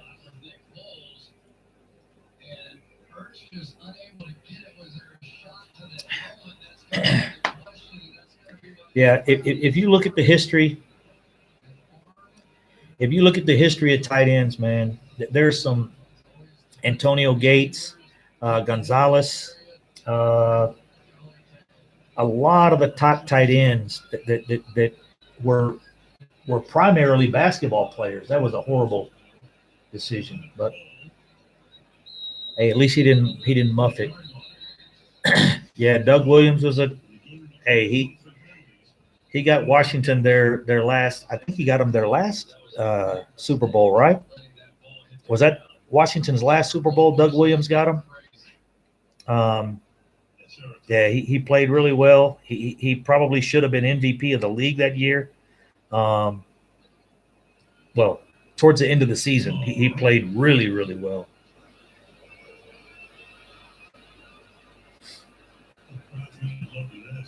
But a lot of to have that many of your top elite tight ends be from a basketball background, that really really says something. Um,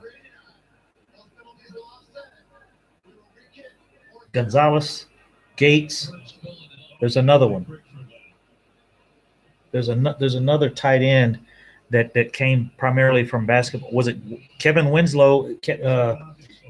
Kevin Winslow had some abilities as well, and he played football, but he also played basketball.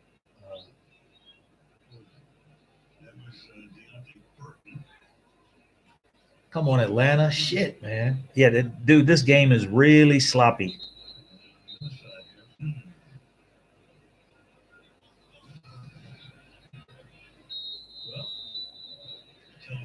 It's like two giraffes having sex or something. I mean, I don't know. Yeah, that's how sloppy this game is. It's ugly. Something you don't want to see. Yeah, that's bad. Uh, hey, what's up? Oh, we got new to the channel, I think. Big Cartis 17. Jimmy Graham. Yes, sir. Thank you very much for chiming in.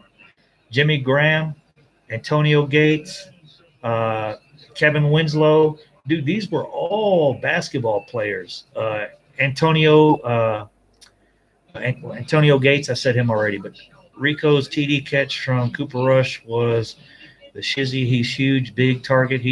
And that makes a big it makes a big hey, what's up, Miles Tactical? Just wanted to say hello before I commented on your comment.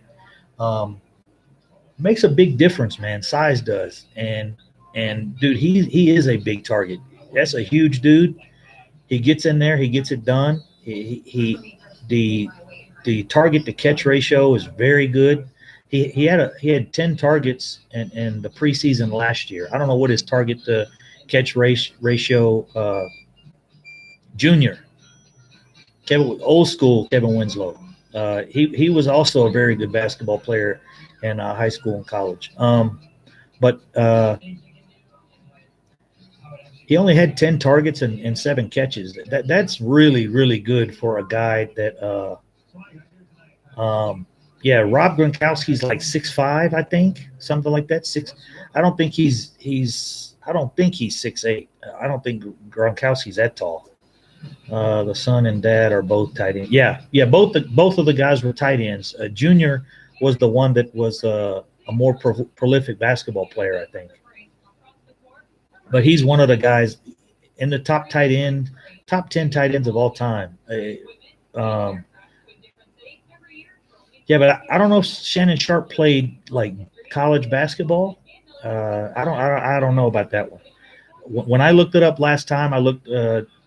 I was looking at the top tight ends, uh, top 10 tight ends of all time, and I was looking through. Then I went through and like went through their Wikipedia type thing, and looked up which ones played college basketball as well.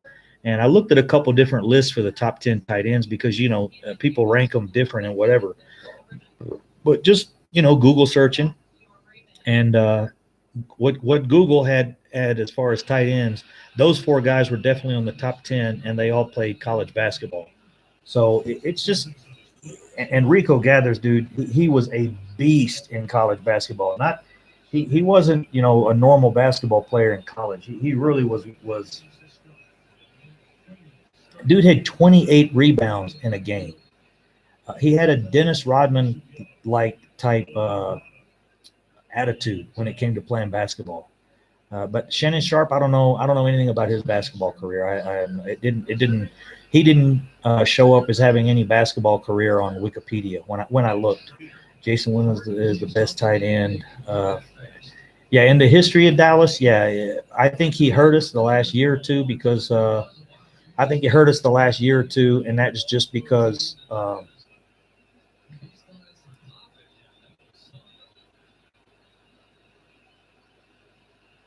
Oh, really? Hold on, Anthony. Are you're up in the Dallas area? Uh-oh. My wife's going to jump in real quick. Cowboys for Life Car Club would like you to do a live show on your next car show if you're ever in Dallas. I can if if I end up keeping this car, bro. I've had this car's been in and out of the shop. I love that damn car. My wife's probably gonna jump in and cut. She's gonna jump in and delete my Yahoo account right now. Yeah, he all-time leading rebounder at Baylor. Outstanding and do just a perfect attitude about going to get the ball. And he has he has that same attitude. He has that same attitude about going up to get the ball on offense.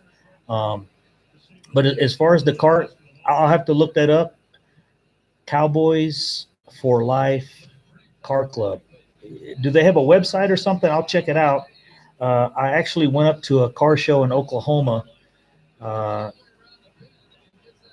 the same month as the draft. I went up and hung out with Mark Holmes and all the guys, and E2 Blue and Vach and all those guys for the draft. And then the next weekend we went to Oklahoma for a car show, and I damaged my car. Get it. Just get the ball to Freeman. Let's move the ball up the field. Yeah, I agree, Matt. That's why I said I'm concerned about our play calling. But I'll have to look that up, Anthony. Shoot me a message in the comments thing, and we'll look it up. But yeah, the car is on borderline on being sold. And the reason is it's just too expensive to maintain. And I'm over here. I don't get that. It's stupid to have a car like that and live in Afghanistan making payment. It doesn't make sense.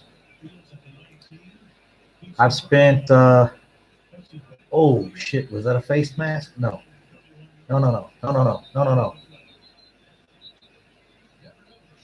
Yeah, it looks like a face mask. Shit. So we'll see. I'll have to look that up. Shoot me a link or something to get a hold of you guys. Dallas ain't that far. The problem is the road. The road between Dallas and Houston is the one that jacked my car up. Scrapping into spring, the car show. I throw in Dallas. Look at your YouTube videos, and no, I want talking about you. Scrapping. Hold on.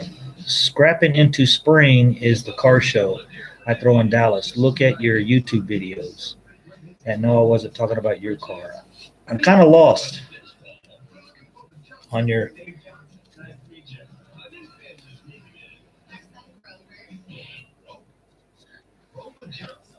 No, that I don't know. Okay, well, let me move forward because Chris loves the. Shoot me a link or something. I wasn't sure what you're talking about. I thought you were talking about my Bentley. The Bentley you see on my cover page. That car's in the shop right now. I have had it about 2 years. I like it, but man, it's a pain in the ass to have a car like that and be over here and have to maintain it, and all the maintenance on a car like that it's unless you can be there and watch it and have the car in the shop. I've had people take advantage of me.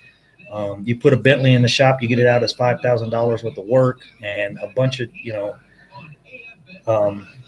but if you go to my homepage, I thought that was what you were talking about. Was bringing my car up to the car show. I took it up to Oklahoma for a car show and took second place.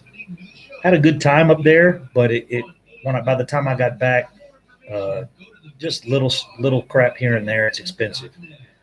Philly in position to win with a field goal. Need to strip sack Foles. There we go. That's what we need is a strip sack. I'm gonna slide back up and check your message. I'm sorry, guy. I'm really a big time car guy. I love cars. So when you send me that message, Cowboys for Life Car Club would like you to do a live show on your next car show if you're ever in Dallas.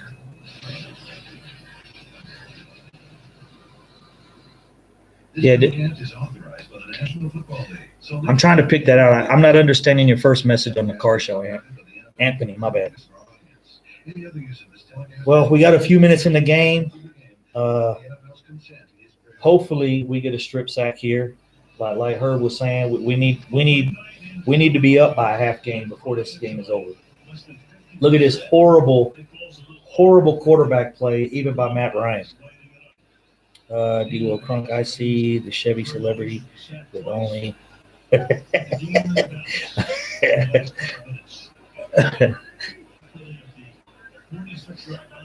a celebrity Chevy celebrity. I don't. Oh, my bad. Where's your hometown, D. Will? Where you from, bro? You're on here all the time, and I haven't got any information from you yet.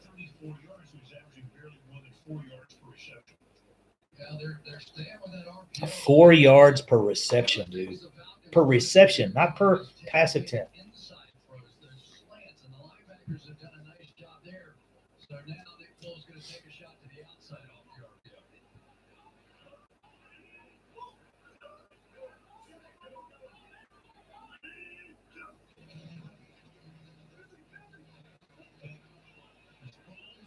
No. There you go, baby. He had his back turned.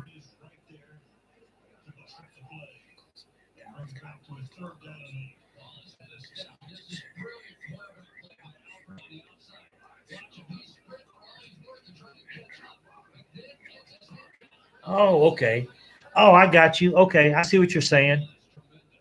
Cool. Yeah, I got a I got a Dallas Cowboy logo. Well, the star, like a metal star, on the back of my windshield.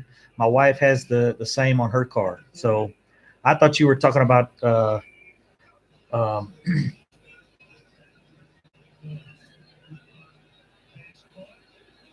Boom!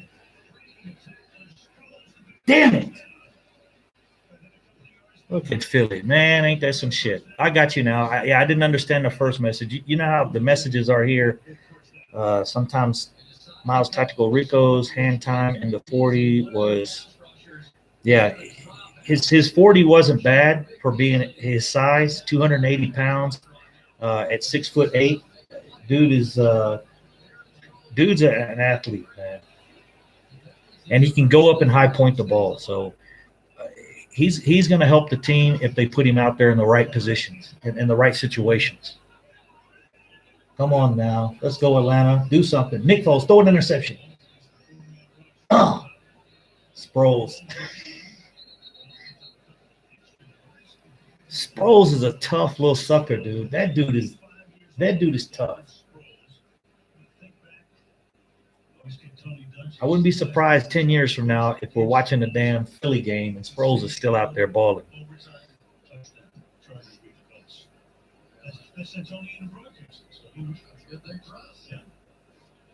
Yeah, 14, dog. Come on, man. It's game time. John Mackey? Yeah. Yeah, he didn't pan out very well. Look at that. He's still grinding.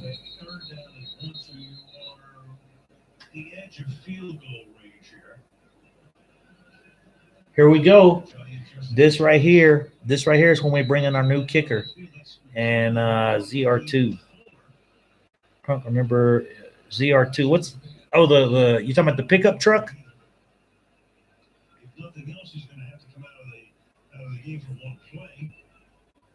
ZR2 isn't it? ZR2 is a pickup truck, right? ZR1 is a Corvette. What the hell is I think that's right. Correct me if I'm wrong. I'm not sure. ZR2, I think, is the yeah.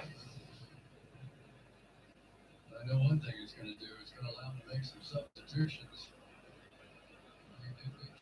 Here we go. Man, Atlanta's had dudes on the ground constantly. Oh, Dave Casper. Yeah, yeah. You can't forget Dave Casper, man. Well, D-Will, how old are you, man? You got you bringing up these players. You bringing up some old school players, man. You might be up there in your 50s. Colorado. Oh yeah, the small one, the little Colorado ZR2.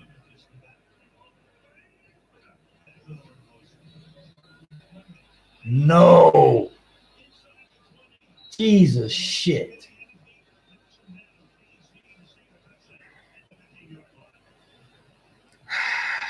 Fuck.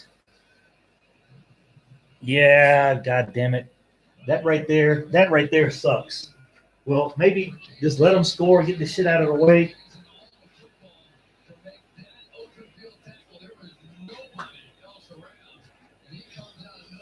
Let me see. We talking card now. See, you got me talking about what's a 4T. 4T is like a size, right? Oh, 39. All right, you up there? You know what you're talking about.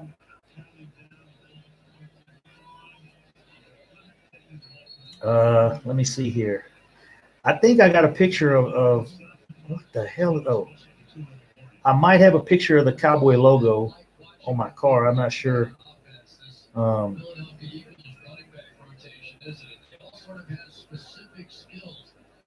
no, I don't have a picture of that. My damn.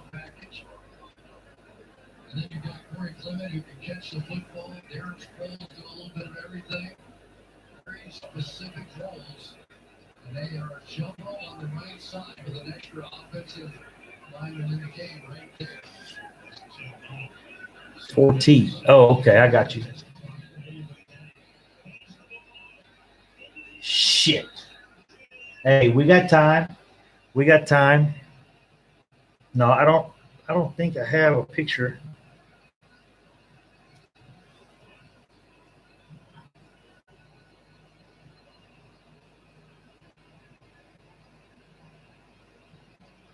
That's the ride. Of course, you can't see the logo. There's a logo on the front as well as the backside. But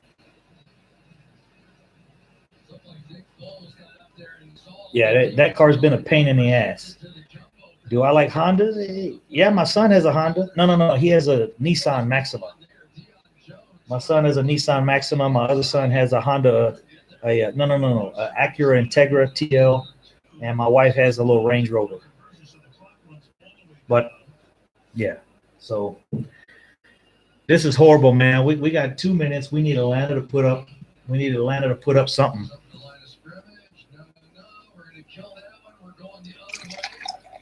Look at Nick Foles.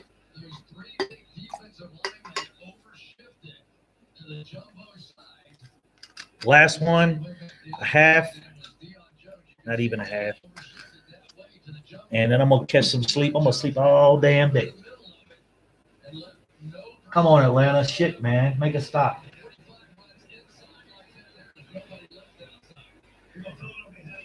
I got to check my screen here. I got 1, 2, 3 guys still up for the Shit Talker Award, the Afghani Toilet Paper Award. Today's game. Really, we should give it to both of these quarterbacks because both of the quarterbacks have played horrible, man. He fumbled it. Oh, shit. That's garbage, man. That's garbage the way they run these rules these days. It wouldn't have done nothing. It would have actually taken the 2 points off. But got to have a touchdown. Touchdown to win. Touchdown to win.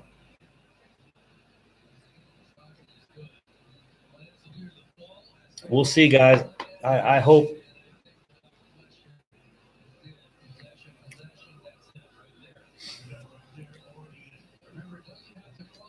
All right, we got to kick off. We got to kick off, and we got a 2-minute drill. This is what we live for, right? We live for a 2-minute drill. 2-minute drill. Come on, damn it. Got to have a touchdown, 219. Does anybody know how many timeouts Atlanta has? How many timeouts Atlanta have? I know they got it's Julio time for sure. Yeah, they both look like garbage. That's 100%. They got 2. Okay, thanks, Herb. I'm talking too much and I'm not watching enough.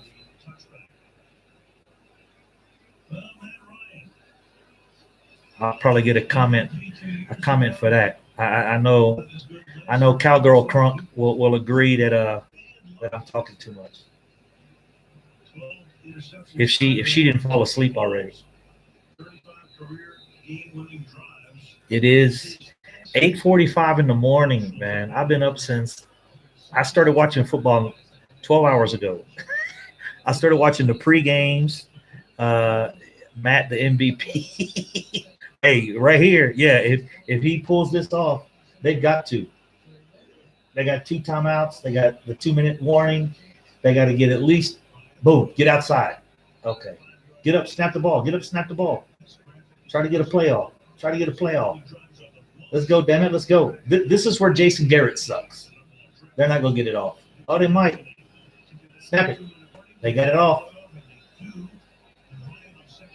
Boom. Julio time. Julio time. Julio time. Julio time. Hey, who called it? Hey, right there. Herb, you just jumped to the top of the list, brother. Automatic. Herb, you win the Afghani toilet bowl. You are the toilet bowl winner, the toilet paper winner for the Afghani. You don't get shit for it. I'm sorry, but you're the winner, bro. You called it. You said it's Julio time. That right there is the play. They got 2 minutes left. That's a good 38-yard catch.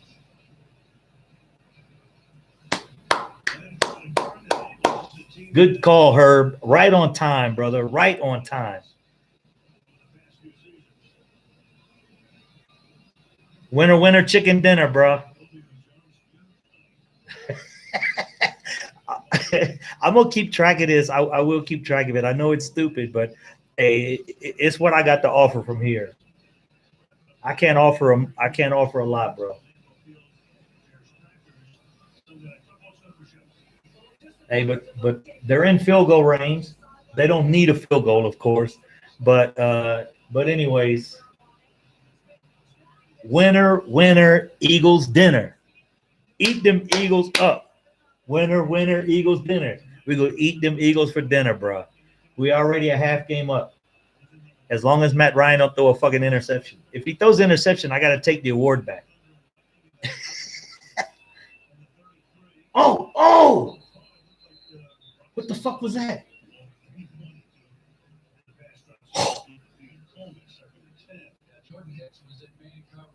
Did you see that shit? That looked like he underhanded. That's a fumble. No, it would be the same as a shuttle pass. So even though it's underhanded, it's a forward pass. So it's an incomplete. Okay, cool.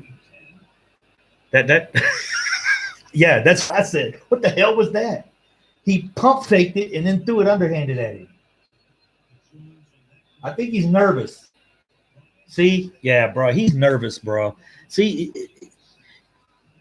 that's what I was talking about before. We got to watch this play.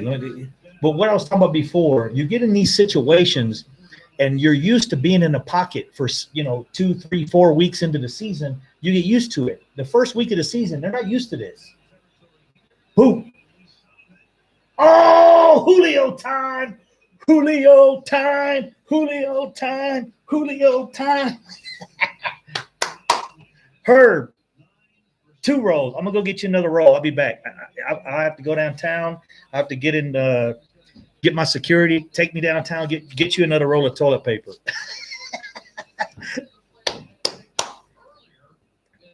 There we go, guys. That's what I'm talking about. Look at Matt Ryan pulling it together. But no, seriously, guys. That's the biggest thing. These quarterbacks are not used to. It's been 8 months. It's been 8 months since they've really been chased around really had guys coming at him 100%, been in the pocket, had to stand in there and throw the ball like this. These kind of plays, they haven't done that in 8-9 months. It takes time, and that's why the game looks so horrible right now.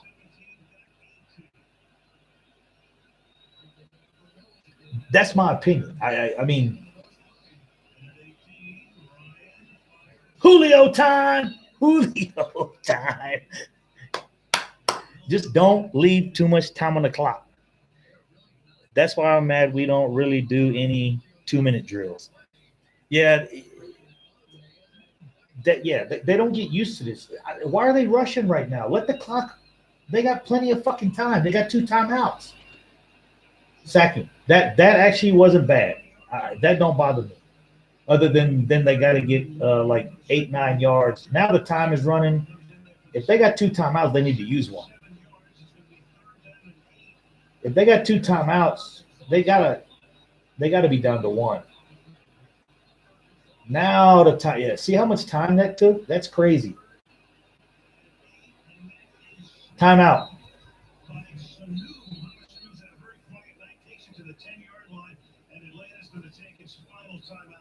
Okay, they only had 1 at that point. All right, here we go. Should have run the ball there. That's why I'm mad we didn't really do any 2-minute. Okay, yeah, I'm caught up. I'm just checking. Herb, you're still in there, bro. But if they don't win, you don't get the golden TP award. I got to come up with a better name for it. But that's the award I'm going to be giving out this year. Every game, every live stream, not every live stream, but every live stream we do a game. That's a big, I mean, that's what it looks like. It's just paper towels, but that really looks like a big ass roll of toilet paper. So here we go. We've had 2 quarterbacks have earned it.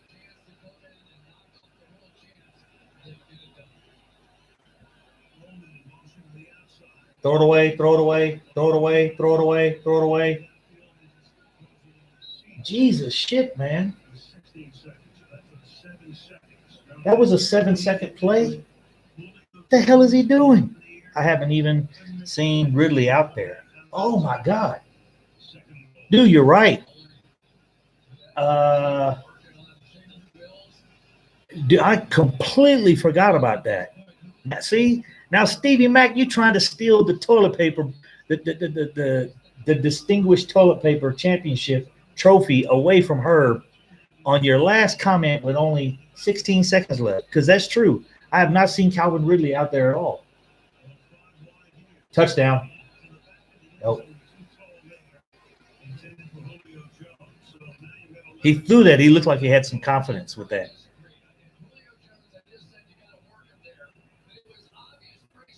That was a surprise to me, actually, the draft when they took him, because I'm thinking, man, Mohamed Sanu, you know, the class, you know, the level of receivers they have, it just surprised me that they took a receiver.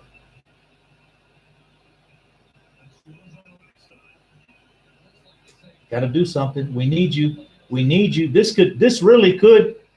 Oh. Holy shit, dude. Hey, really, this one play could have a big effect on our season right now. I mean, this could determine, this game right here could determine if we're ahead of Philly or not ahead of Philly at the end of the season. It's going to it's Julio time. One more time, Herb. Post it. You better post it quick. It's Julio time. It's Julio time.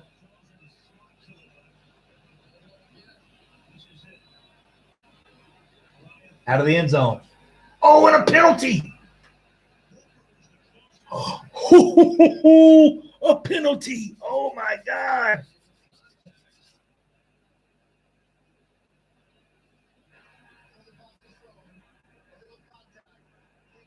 Oh, my God.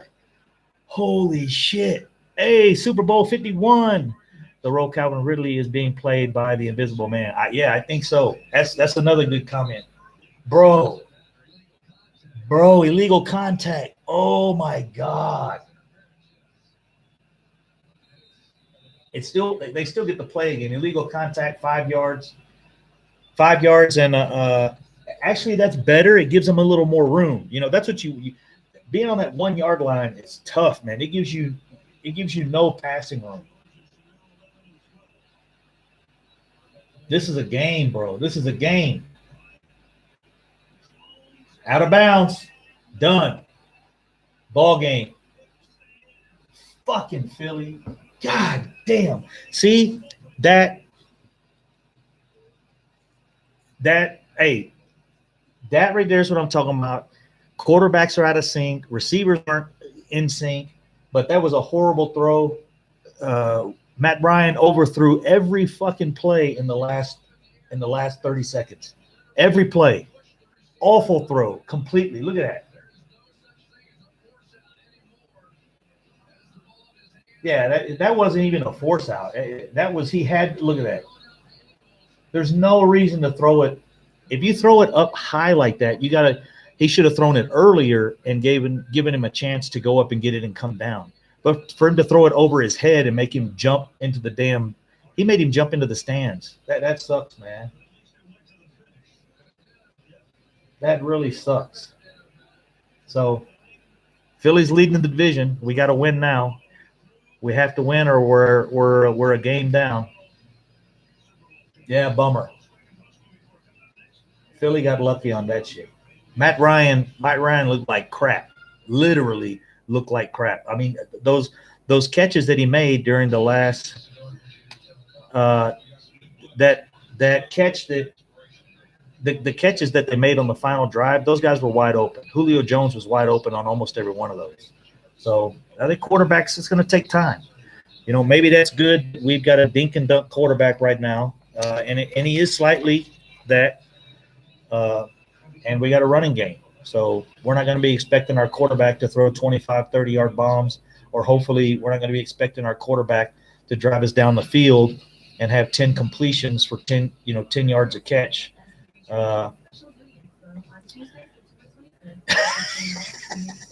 Hey, man, a scared little bee. Yeah, I guess so. But anyways, guys, show is over.